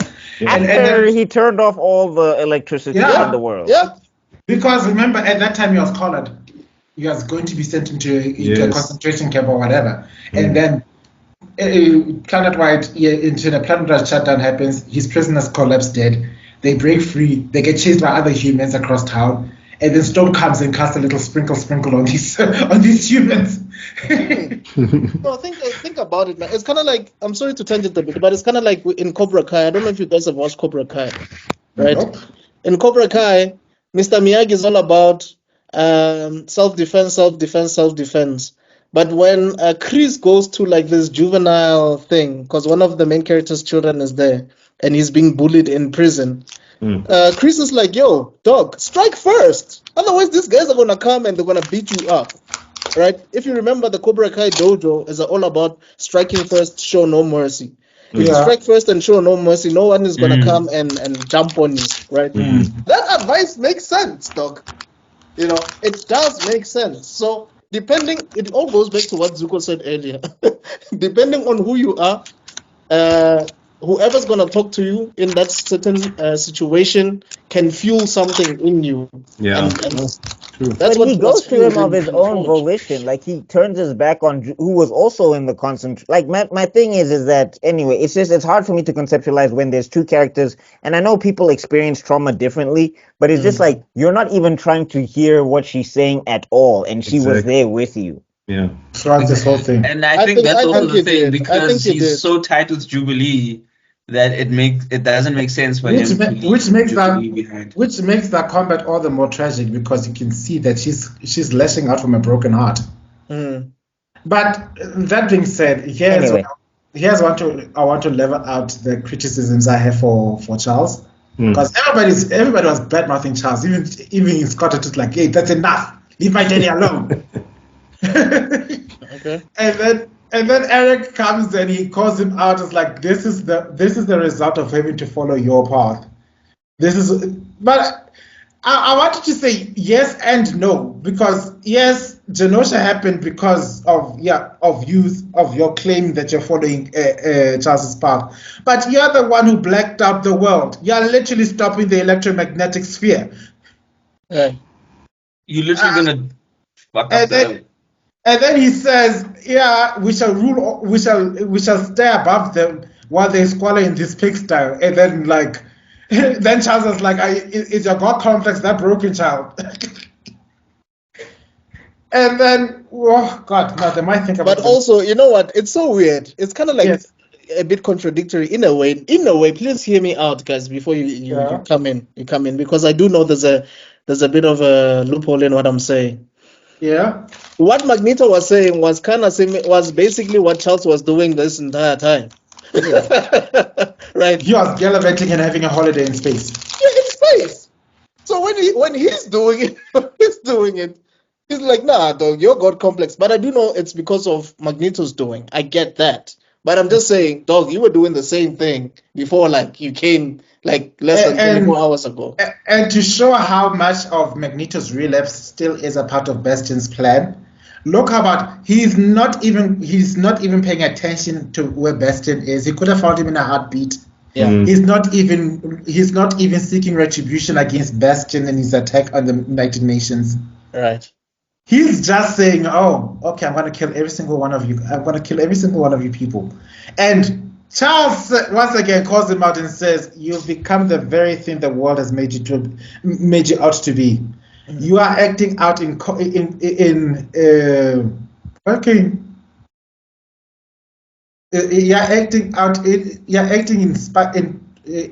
a result of the world, not because of it," or something like that. Something deep, and you just see. That's why in the end you can even hear Charles like, "You know what? Shut up," because he doesn't know what else to say. No, and I mean, also, it's like that moment in Days of Future Past where he's like, "I'm all about the mutants," and then he's prepared to body Mystique or whatever. Yeah. And it's just like, bruh, are you sure that you're for the mutants? Because you're perfectly fine with bodying all of them. I think he should have added that. Agree with me. Yeah, that agree with me. Yeah. That's all because at this point anyone who's standing against him, he calls them traitors to their own kind. Yeah. So in his mind, Magneto feels like he's representing the entire mutant race. Yeah, he's speaking for every mutant. How do you know how every mutant feels? You know, especially by virtue of the X-Men being there, already it's folly.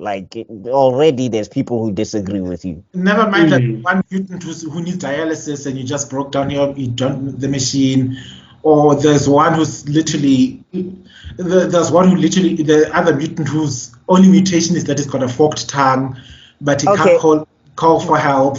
So we got to talk about I guess it's the big moment, but I think this thing it confused me in the comics and it also confuses me here. Mm-hmm. I'm like, I mean, first off, shout out to the suit changes and also the dig at the X-Men movies or whatever. That was fun. Why would you wear this? Would you prefer leather?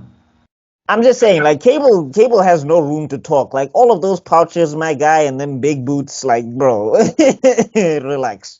Although I enjoy Scott's original costume over that one. The whole head thing is not. I'm not a fan of that. That was just an homage to Uncanny X-Men when they were introducing the new roster for the first time.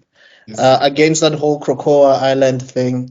But it also felt like it was an homage to the original suits, because Marvel Girl, which I think her suit is a big downgrade. I'm not a big fan of the Jean Grey suit anyway. She can wear some black leather. It's fine, and just have her red hair flowing. Yeah, but right. Dominatrix is going on. Yeah, that was 1964 right there, though. Exactly. Yeah, I'm saying when she had the mask that goes like this, and I was like, Anyway. But also the way she held herself against Sinister, I was like, yes, girl. Yeah, that's your therapy right there. Just kick his ass. Dope. That was a dope fight. What did she say? She said, "What something the weather." Oh, with Storm. Oh yeah, between Storm. Yeah.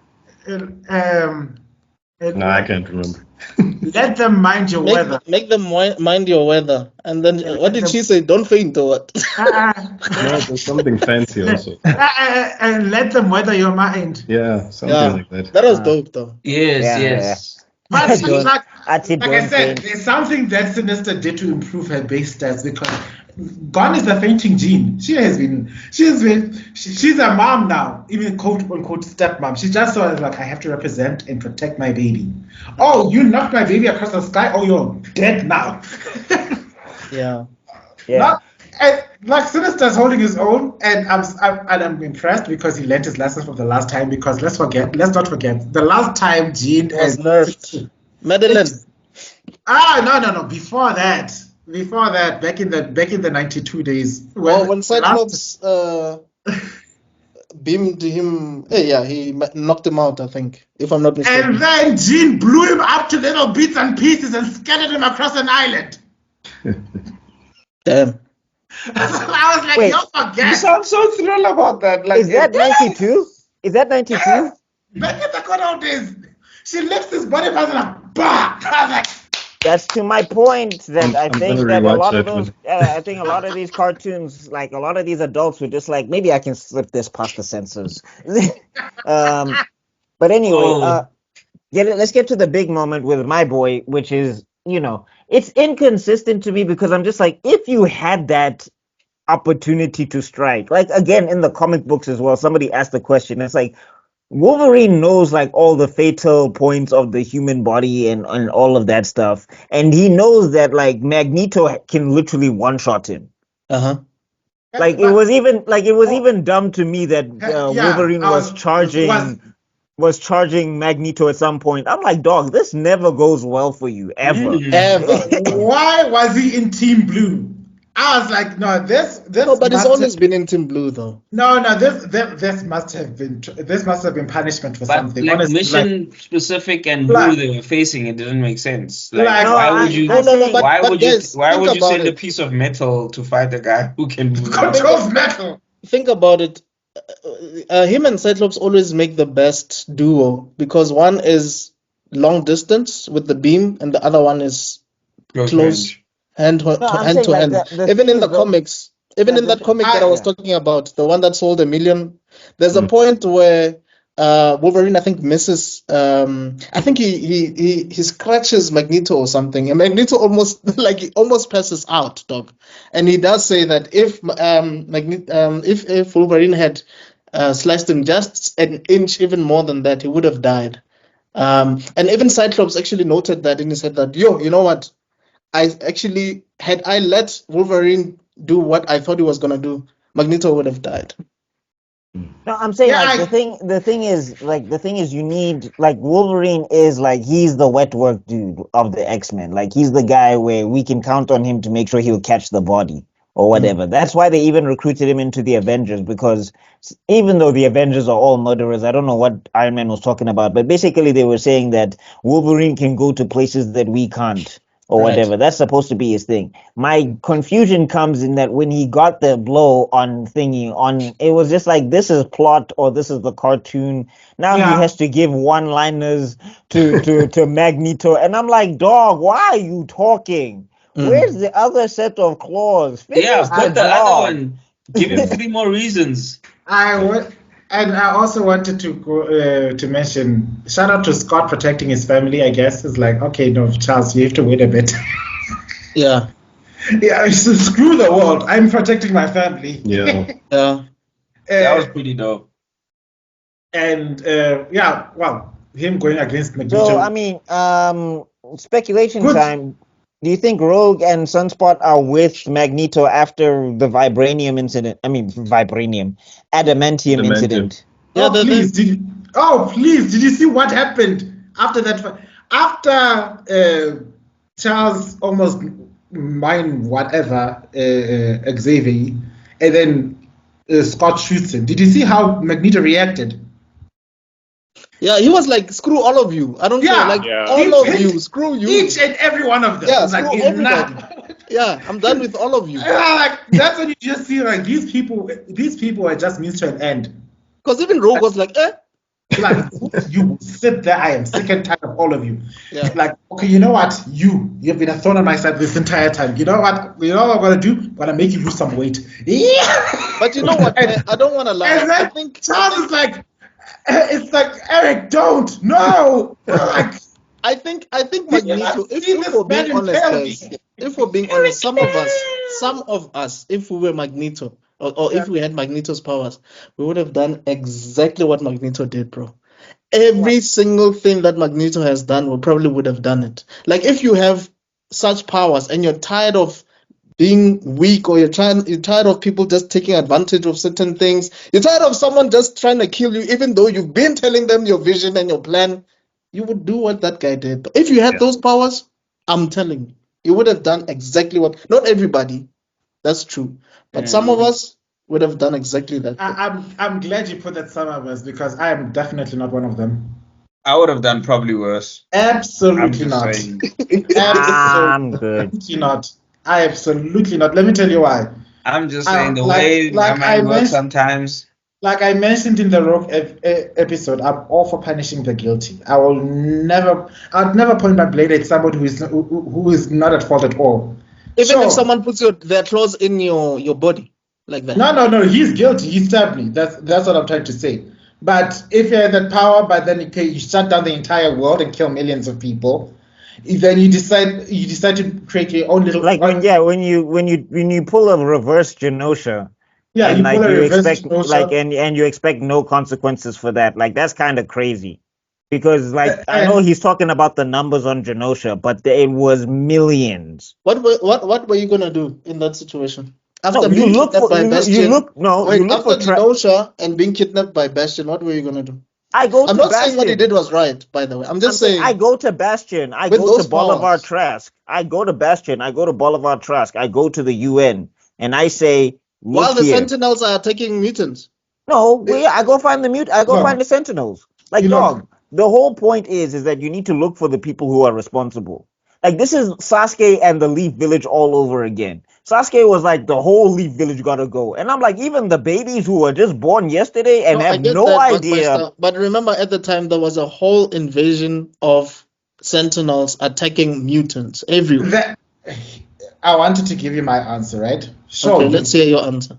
Sure, you've basically EMP'd the entire world, right? You shut them down. The very next thing I'll be doing is going back to Broderick Protrastus Island and reducing it to the crate.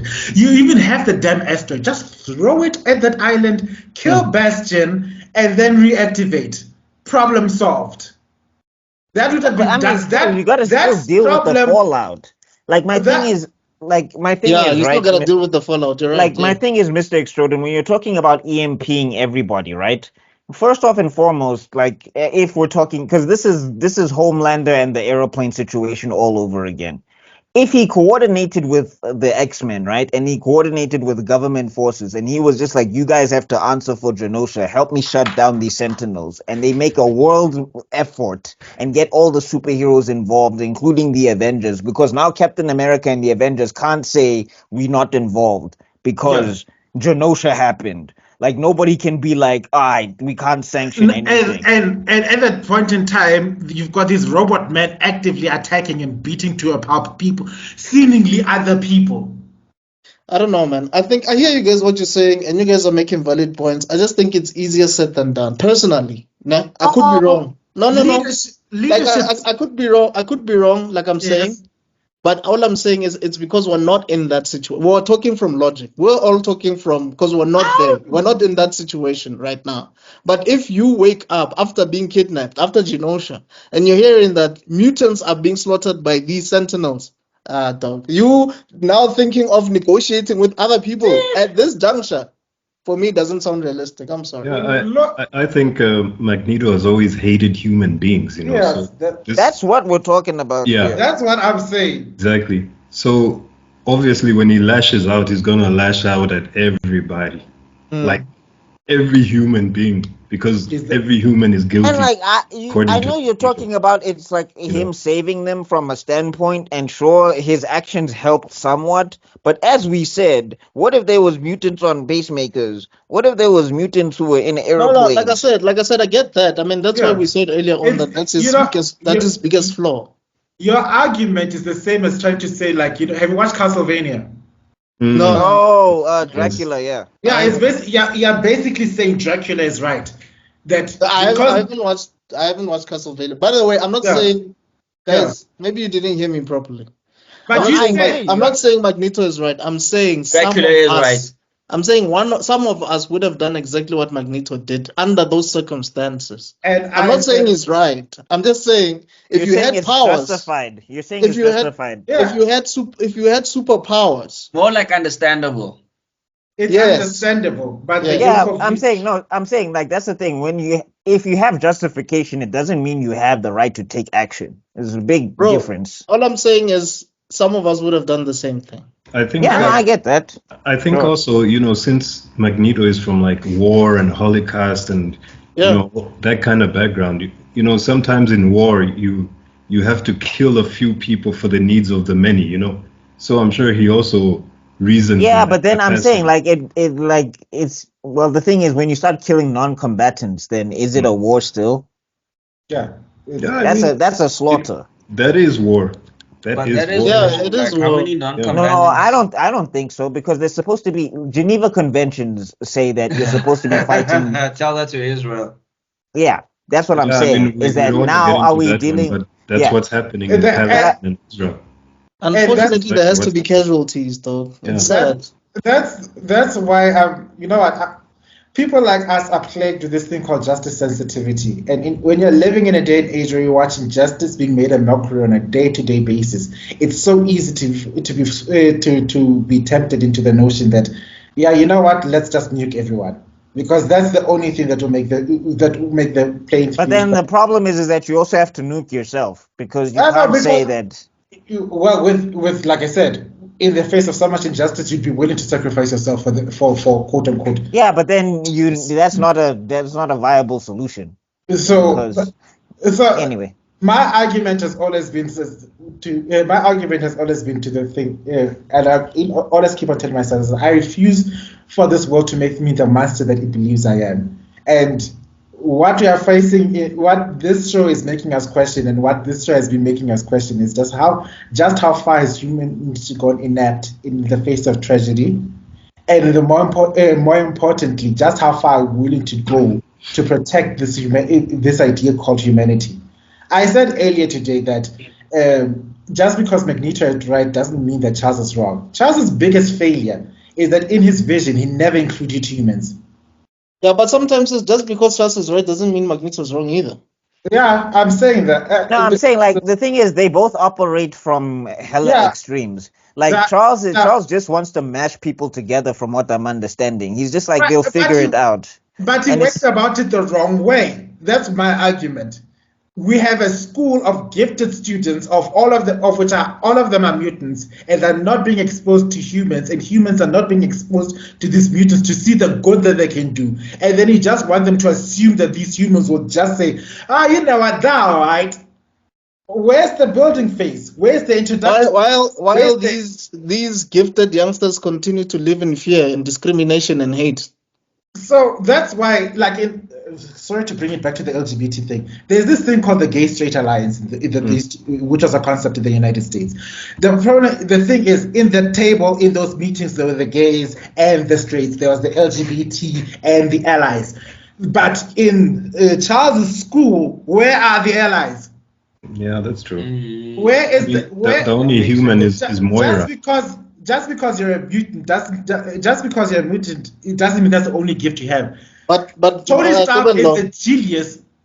But Tebello, don't forget that we also mentioned that there are funders. We don't know where these funders come from that are funding the school. Are they human? Are they all mutants? No.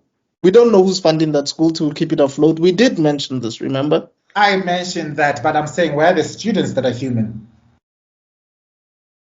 Well, just because it's called the School of Gifted Youngsters. Yes, exactly. No, but I'm saying that's Tebello's point. Is like Tebello's point is that Professor X is the eternal optimist, but he's not being practical about his optimism. Yeah. Because if like, for example, if we're talking about like, I mean, I don't want to use this, but if we're talking about reconciliation, the only way it worked is that if people had to live together and they had to see that one integration. Yeah. Yes. So now they are not integrating at all, and what's this? Nobody's knowing that Cyclops is a guy who likes to go to the beach on Sunday and kick up a braai. They only know that he can shoot lasers out of his eyes or whatever.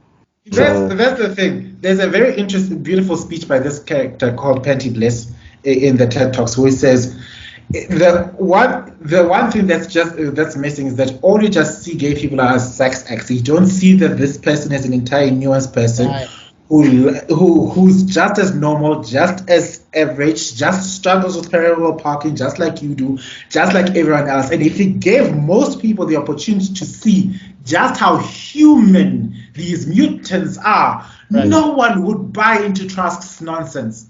But that's Charles's biggest failing, that he had the dream, but he executed it poorly. And that is my criticism. I will happily put it on speed. I think you're very much correct. Which human adults would want to take their children to that school where everybody's super powered and they could easily be harmed? Which parent would want to do that, dog?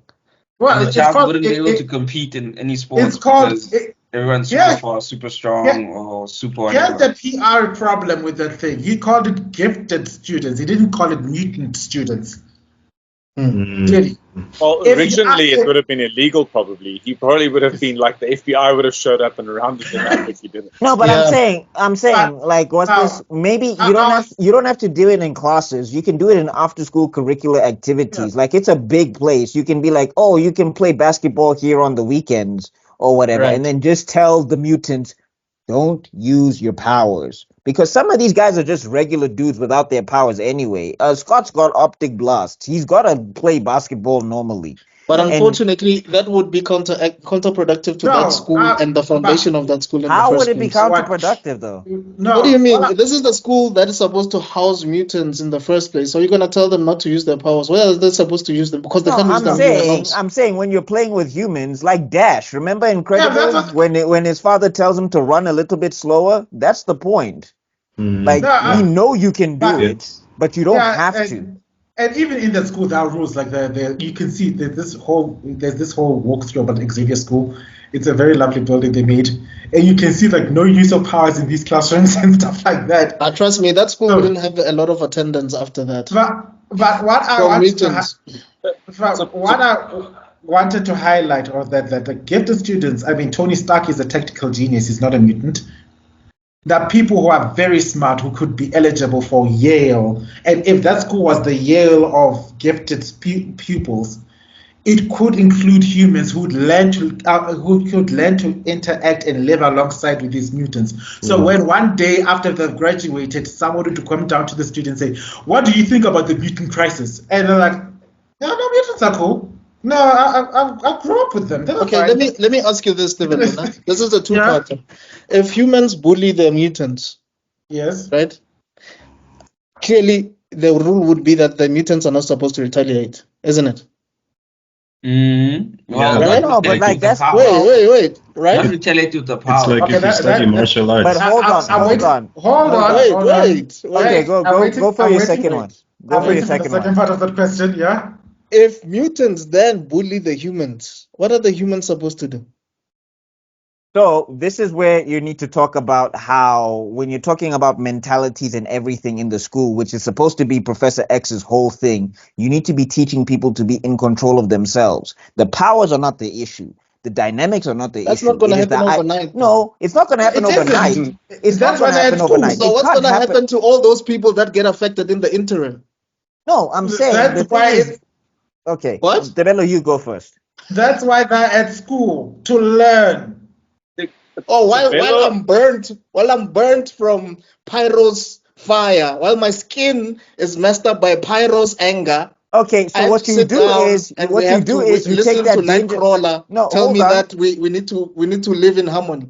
Wait, hold on. You take that danger room technology that's running throughout the building. As soon as powers flare up and activate, you hose Pyro down before he starts flaming people, and then In you the have toilet. yes, straight everywhere. You have it all the time. That's how Friday activates. The thing is, You have Mr. literally- Extrodin, you are now reducing them to their powers, which is exactly what Tebello is talking about. So that's one of the problems with activism. People that are so let's take it back to the gay thing because that's an easy metaphor. Yeah. Not easy, but you know what I mean. When you're an activist, you are only talking about this one thing, and you're not humanized. Activism is usually the kind of the more violent, oppressive type of indoctrination, which doesn't really bring people together. And you need to humanize people so that they see how they're similar, not how they're different. It's like bad writing by, could be Disney, but by any company. Yeah. Bad writing is this character is bisexual, and that's a character trait. Whereas like, well, this guy likes walking on the beach and, reading Mills and Boone, but this guy's gay.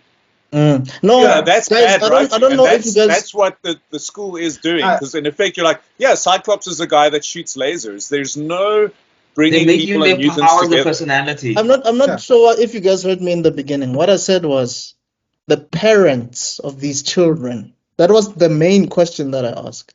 Will they be okay taking their children to that school? Someone will integrate. Someone. It'll always be one or two, and that's how it starts. It's always small. It always has to start with one person who opens the door. Jackie Robinson playing baseball.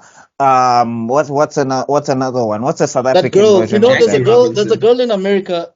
How old was she? 6, 8? 6. Yeah, the girl who was the first one to go to an integrated school, and she literally had to go with the parents pulled out all the children from the school. She had to go with the cops. The police escort. Police escort because the parents were literally, and these are grown adults. They were literally attacking a child.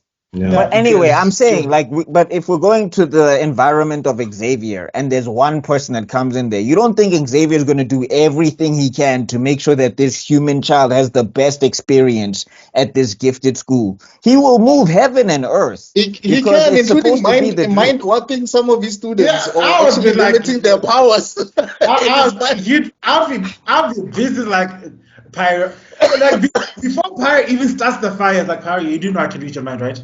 He's gonna cocoon all their powers like he did with Jean Grey. Like no. Like in the last. No, but I'm saying you don't need that. If Storm runs through and lets out a little lightning at the school and says, "Try that again," I dare you. You think Pyro's gonna say anything? I don't know. You just think, Pyro, I can literally see what you're about to do. Pyro, stop trying to burn the students in the toilet. Stop it right now. I can see you. So, I will call your parents right now. Don't you dare. I hear you guys. I just think it's a very complex topic.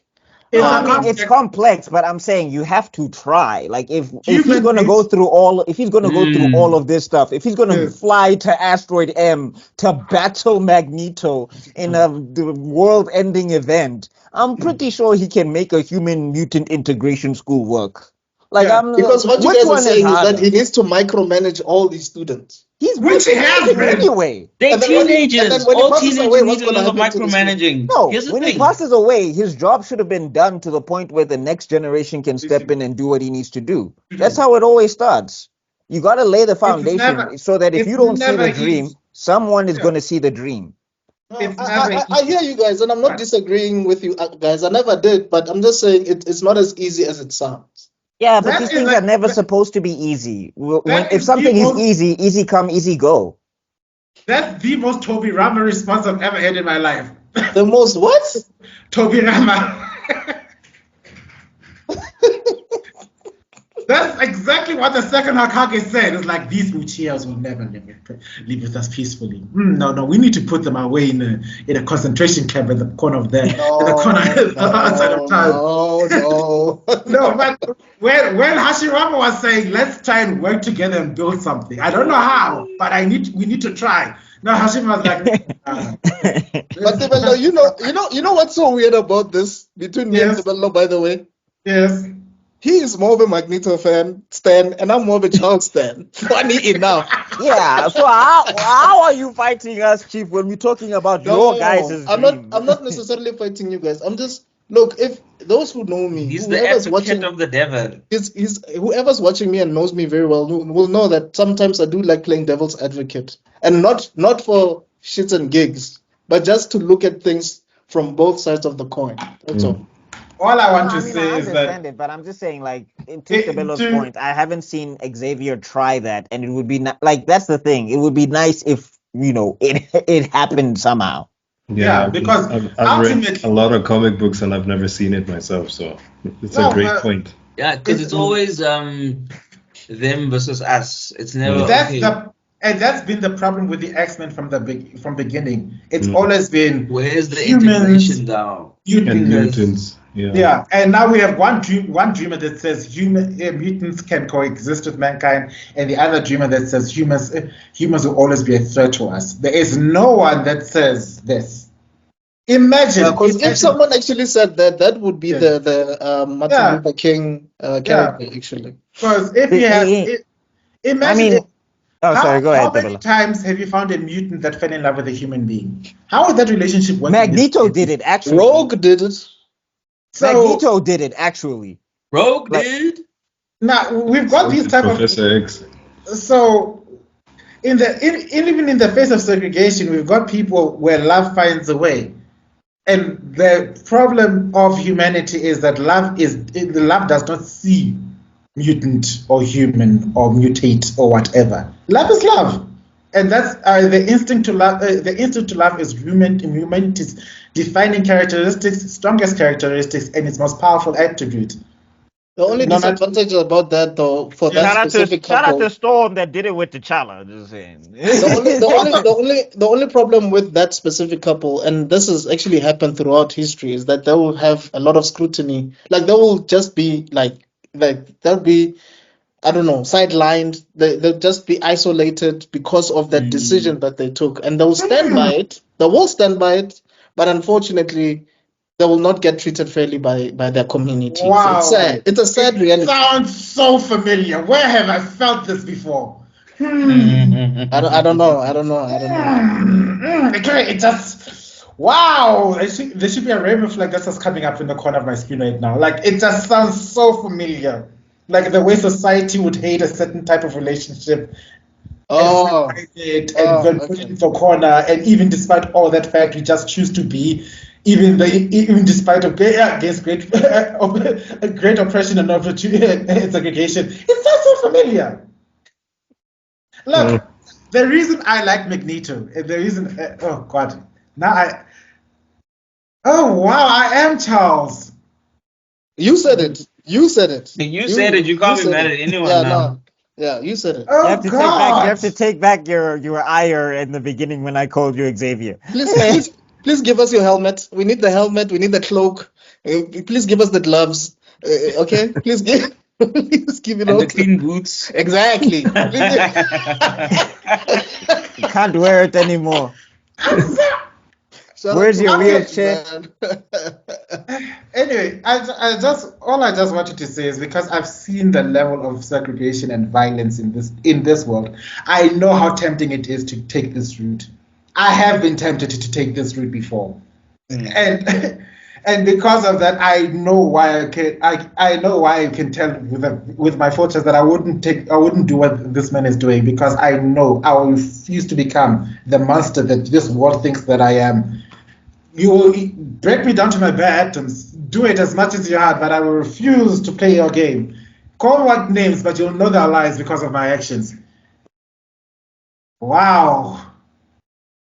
Yeah, no. I'm gonna delete this. Boom. You need a drink. You need a drink after that one, buddy. I need to drop the mic after that one. Like what? Anyway, But I mean, again, for me personally, when it comes to society and things, we should stop saying society and the world, because the world just exists. Earthquake don't give a shit who you are. Earthquake swallow you wholesale. Yeah. It's us who come up with this. It's us who come up with these rules and nonsense. These labels. Yeah. Did you see those floods in Brazil? I was like shook at like, yo, guys. Yeah, try being racist to a flood. See how that works out.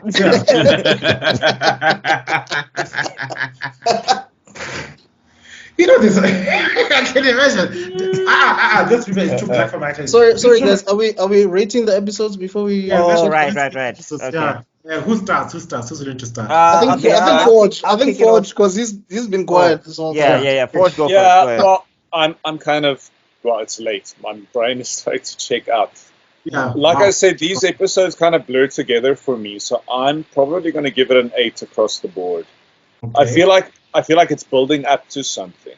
Like, yes, there are really nice moments and reveals, and it's well done, but none of them stand alone as a story. So I can't get to a 10 until I see the finality. So it's an 8 for me all the way. Yeah. Yeah. I'll go quick. I just didn't like how Storm was taken out of the air by the Sentinels when she was bodying all of them. I felt like she could have just lightninged all of them once, and then it would have been the end of the Sentinels. Small nitpick, but it's just like you're nerfing her now. But anyway, story points. But outside of that, I agree with Forge. Probably like an 8. Like an 8 across the board, and whatever. Like the action was good, the surprises were good, and all of that stuff. As much as I'm not a big X-Men fan, good animation and a good story is a good story. So. All right, TK. The quiet one. It looked like that was painful for you to say. I also agree with Forge and BuckMeister there. I mean, I think these 3 episodes have all been integrated, so I think one score is definitely an 8, 8.5. Yeah, I mean they were all good, very exciting, great action, great storylines. I can't wait to see what's gonna happen in episode 10 with the adamantium coming out. Yeah. Oh no! Oh, by the way, I watched episode 9 with my mom. She was like, "Oh, ooh, rewind, watch that again." But did you see how so cool? Like watching my mom let the inner girl out, the inner child come out. Hey, Mom, I'm the one who introduced you to this thing. What do you mean? Did I see? Mom watches different things every week, bro. This is X-Men episode 9. Then the next week is like, now we're watching Bakuman. Like, no. She just enjoys my company when we're watching these things. It's like, this is your homework assignment. Okay, we're to watch it together now. Shout out to your mom, man. Shout out to her. Shout out. So I watched 9 with mom and I watched 8 with dad. So it's very interesting. Dad is still watching you watch. Yeah, my dad had never lost his inner child. He's been watching cartoons since before. Shout out to the dad. Shout out to the dad. Big shout out. So that's my dad. Mom is the grown up, but then you can see the little girl come out. So that's why I can still watch Lord of the Rings together with my mom even to this day, because she's the biggest Lord of the Rings stan alongside me. Yeah. I call her Galadriel because of that. She loves the character. She's like, no, I'm your Galadriel. Yeah, and Dad is my Gandalf. And for some reason, even though are you Aragorn or Frodo? They say I'm the king, Aragorn. Oh, okay. Like I must fulfill my destiny. They're just like, you too tall to be Frodo. You sound like Frodogon at this moment. Anyway, I wanted to be Theoden because I ride the horse to battle. Like, no, you are the king. That's fine. All right, fine. Anyway, I might give. Oh, is it you? Okay. Yeah, it's your turn. No, it's your turn, Mr. Extrodin. Did you give your ratings?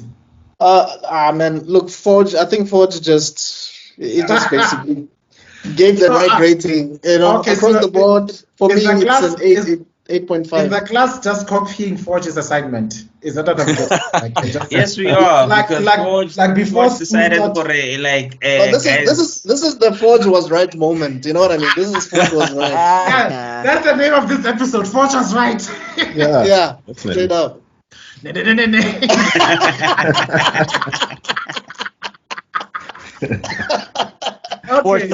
Forge starts levitating. Enough. Yes. Enough. Not shitting. Stay strengthy.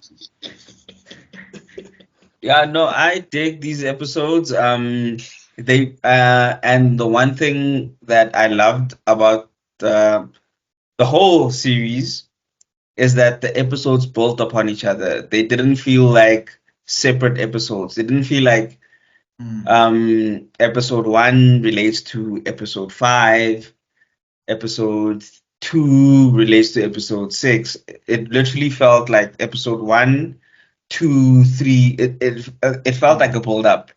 So it didn't feel like a lot of stuff like they'll have like something in, they'll have like a minute in episode 1, and then they'll maybe then go back to it again in episode 3, and then finally in episode 5 we'll have the whole thing. So I felt this one was like what happened in episode 1, you can go in episode 9, you can go back to it and you can like say, oh, okay, I see where it was going. What happened in episode 8, you can go back and you would see it. Nothing felt out of place. Nothing felt forced in to make the story work. So yeah, I enjoyed them, and the cliffhanger was brilliant. So I will go with a 9. I think also I'm going with a 9 because I'm thinking overall the whole thing of how it built up. These episodes as well, they were so good, they were so concise, and even the hypocrisy of the characters of like, I want mutants to be safe, but you literally condemning the whole world by fucking up with the Earth's electromagnetic field that will destroy the whole Earth. And some mutants won't survive because they're not strong enough or they're not built to this thing. So I just think as a whole, these episodes, I will give them 9. And as a whole, I'll give the whole series a 9.5 because it just built on whatever it didn't lose ideas. We've spoken a lot about how ideas are lost. Like they'll start with Zuko travels to point B, and then we never get to fit the conclusion of that story. We just know Zuko traveled to, and we don't know why he traveled to point B. We don't know what he was doing at point B. Are you referring to Zuko's mom in The Last Airbender? Whatever happened to her? Anyway, topics for later. No, I'm just I was just stating, a lot of these series and animes that we watch, they will start off with a good idea, and then they will abandon the idea midway for no good reason. Yeah. And they'll like start a person like, I will go on a hero journey, and then they'll just have an episode where they kind of like, okay, he's finished his hero journey, he's done, and but then nothing of my hero's journey is brought up again. Like, why did I go on a hero's journey? Type of thing, So that's why I think this one was good, because it showed one, complexity of characters. It showed 2, complexity of emotions. Because you can be a good person, aka rogue, and then something bad happens to you, and then you do what is perceived to be as bad. And you even turn against people that care about you. You even turn against your own beliefs because you are so hurt and you're so angry. And you do what... Well, I guess for Rogue, because she was with things... She reverted back to a Jaegerist. Yeah, but that's what I'm saying. Like that's what I'm saying. Like because of, but however, the point still remains. Like because as we say, you grow up. Like you grow up and you angry at everyone. You're like, I hate everyone. You guys are stupid. You don't know anything. And then you grow up and you experience life, and you're like, oh, okay, you guys do know a little bit. I just thought I knew better because I came with new ideas. Yeah. And then something happens, and then you just like, fuck the new ideas, back to anger. So yeah, so that's what I enjoy that. And all the characters that were introduced they built up on the story. They weren't introduced for character's sake. They didn't introduce like, oh guys, they really like this character, let's introduce him and the fans will love it. Oh guys, let's do this, the fans will love it. A lesson for the MCU and Star Wars. There wasn't fan service. There wasn't fan service. There was story service. Every character that was introduced, every plot that was introduced, every emotional character development that was introduced progressed the story. It wasn't just Rogue is powerful and that was the point of that episode. No, it was Rogue is in pain, and in her pain she's doing ABC. It was Kurt is the mediator, and he's also about these fists. It wasn't just it wasn't just for the episode. Like nothing was done for the episode. Everything was done for the story, and I think that's what's brilliant about these episodes and the whole thing, because Kurt is a priest, but he'll introduce you to the Lord personally. you know, he will man on fire you. Yeah, you've got. My job is not to judge your sin. My job is to introduce you to the man who will judge your sin. Sorry to interrupt, but there's a scene in another scene. So I keep bringing up Helsinger Bridge, but there's a shot where Enrico Maxwell is interrogating one of the corrupt priests in his order. Right. And in the scene, they find out that the priest was actually essaying children, and that's how he got tricked into saving Millennium. So the priest on children? Oh no! How novel! A Catholic priest, no less. Anyway, what an unknown story. So the priest is busy pleading, like, you must understand, a man is but a speck in the eyes of the Lord. I am weak. And then Enrico Maxwell responds, "Oh, don't worry, Father. I assure you, God is forgiving." Really? Oh, praise be to God. And then they put a gun to his forehead. Just be sure to ask him as soon as you get there. Gangster. If I can put up the clip, I'll send it to you guys. That scene is awesome for me. Anyway, yeah, I did interrupt you in your wonderful deliberation. Yeah, but I don't think I have anything else. Like I said, story was like, and I think that's where, just to tangent a bit, a lot of our favorites lose the thing. They focus on the character and they forget the story. And therefore, sometimes you'll have a cool, awesome moment, but it really has nothing to do with the story, Oh, you would love Helsinger. You'd love, what you call it. Oh, I'm sure you loved Castlevania. They really hit all the right notes in that. Especially Castlevania Nocturne for me is a bit of a letdown, but this one, the OG Castlevania, I'm like, yeah, exactly, because it focused on the story. The story is what. And I'm a sucker for a cape. I've noticed. That's why I like Magneto. And that's why I like Darth Vader. That big flowing black cape. So Charles, so if Charles puts on a cape with his wheelchair, you're gonna flutter? Okay. Let me. Who's left? No. I think it's you. It's only you left. I'm done. Mine simple. One episode. It's 6, 7, and 8, right? No. 7, 8, 9. 7, 8, 9. 7, 8, 9. Episode 7 for me. It did pull on my heartstrings a little, so I'm just gonna give it a decent 7. I really like the end parts. I really like the Dragon Ball Z reference, but apart from that, so episode 8, I will get a 9 out of 10. That's enough. That enough was like, because then episode 9 is also one of my favorites. It's like it gets a 10 out of 10. We get to see Magneto as villain Magneto that needs to be stopped. Right. And he's back in his old uniform. I was like, yes, put on the helmet. The helmet stays on. Thank you. And he's floating there with his island and looking all dramatic and sexy AF like Charles. So yeah, that episode 9 gets a 10 out of 10. I'm looking forward to the remaining episodes. How many episodes are left? 1, right? 3. Oh, 3. Yeah, they're going to 12.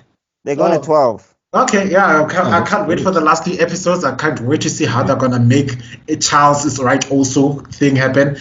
Foreshadowing, I call this a prediction. 1, you're going to see the Phoenix rise again. 2, Charles is going to also go say enough.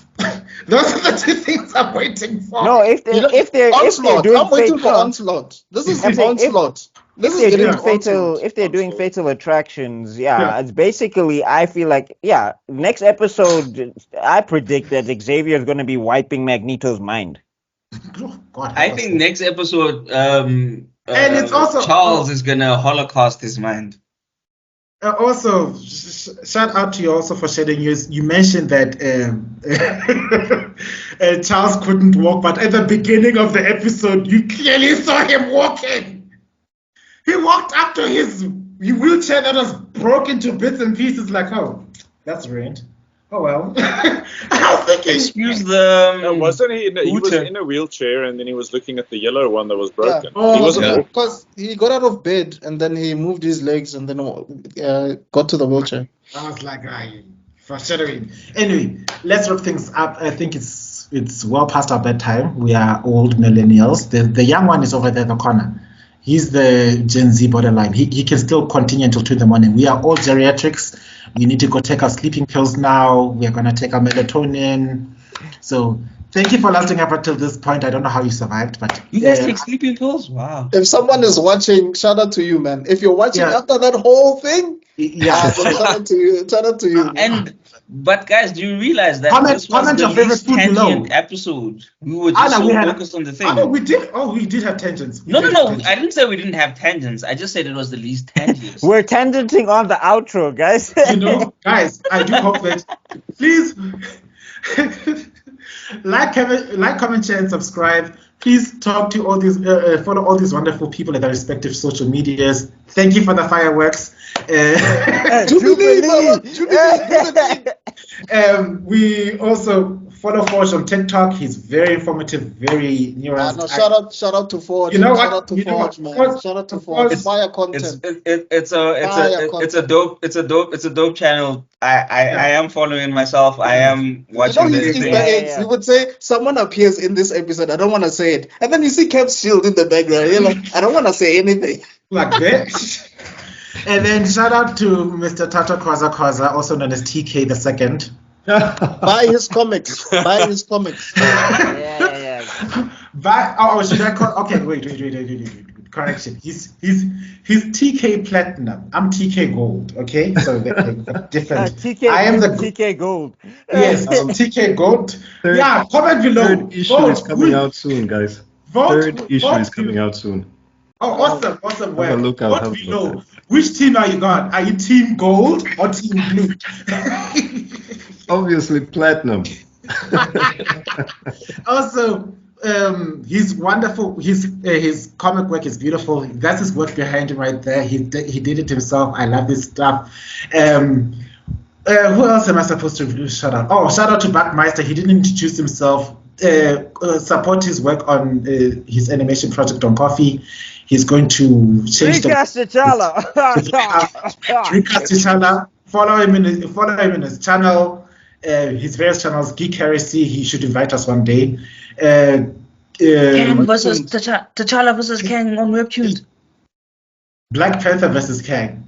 Isn't it that's the name? Well, yeah, but it's T'Challa. But yeah, Black Panther versus Kang. Versus That's my Kang, fan comic on Webtoon. Yes, it's and Black Fist. Three issues out. Three issues out. Black Fists and Neon Wave issue 1 also on there as well. Okay, so. Yeah, that's his name. Mr. Extrodin, he is the tactical genius. He's the one with the glasses. He's actually Xavier, but he's pretending not to be. But he's been mind controlling the whole time. By X-Men. Yes, he's got his own channel. Correct me if I'm wrong. African Frame, right?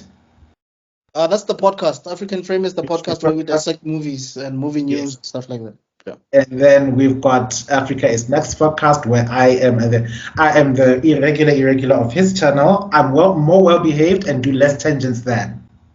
Yeah. And then tangents. Lastly, Zuko introduced himself at the beginning. I'm not gonna just follow him on Twitter. Yeah, there. I know Twitter's a porn site. Just follow him on that place, or follow him on Instagram if you want to be PG. Thank you. Well, I've mentioned everyone, right? Yes, thank you.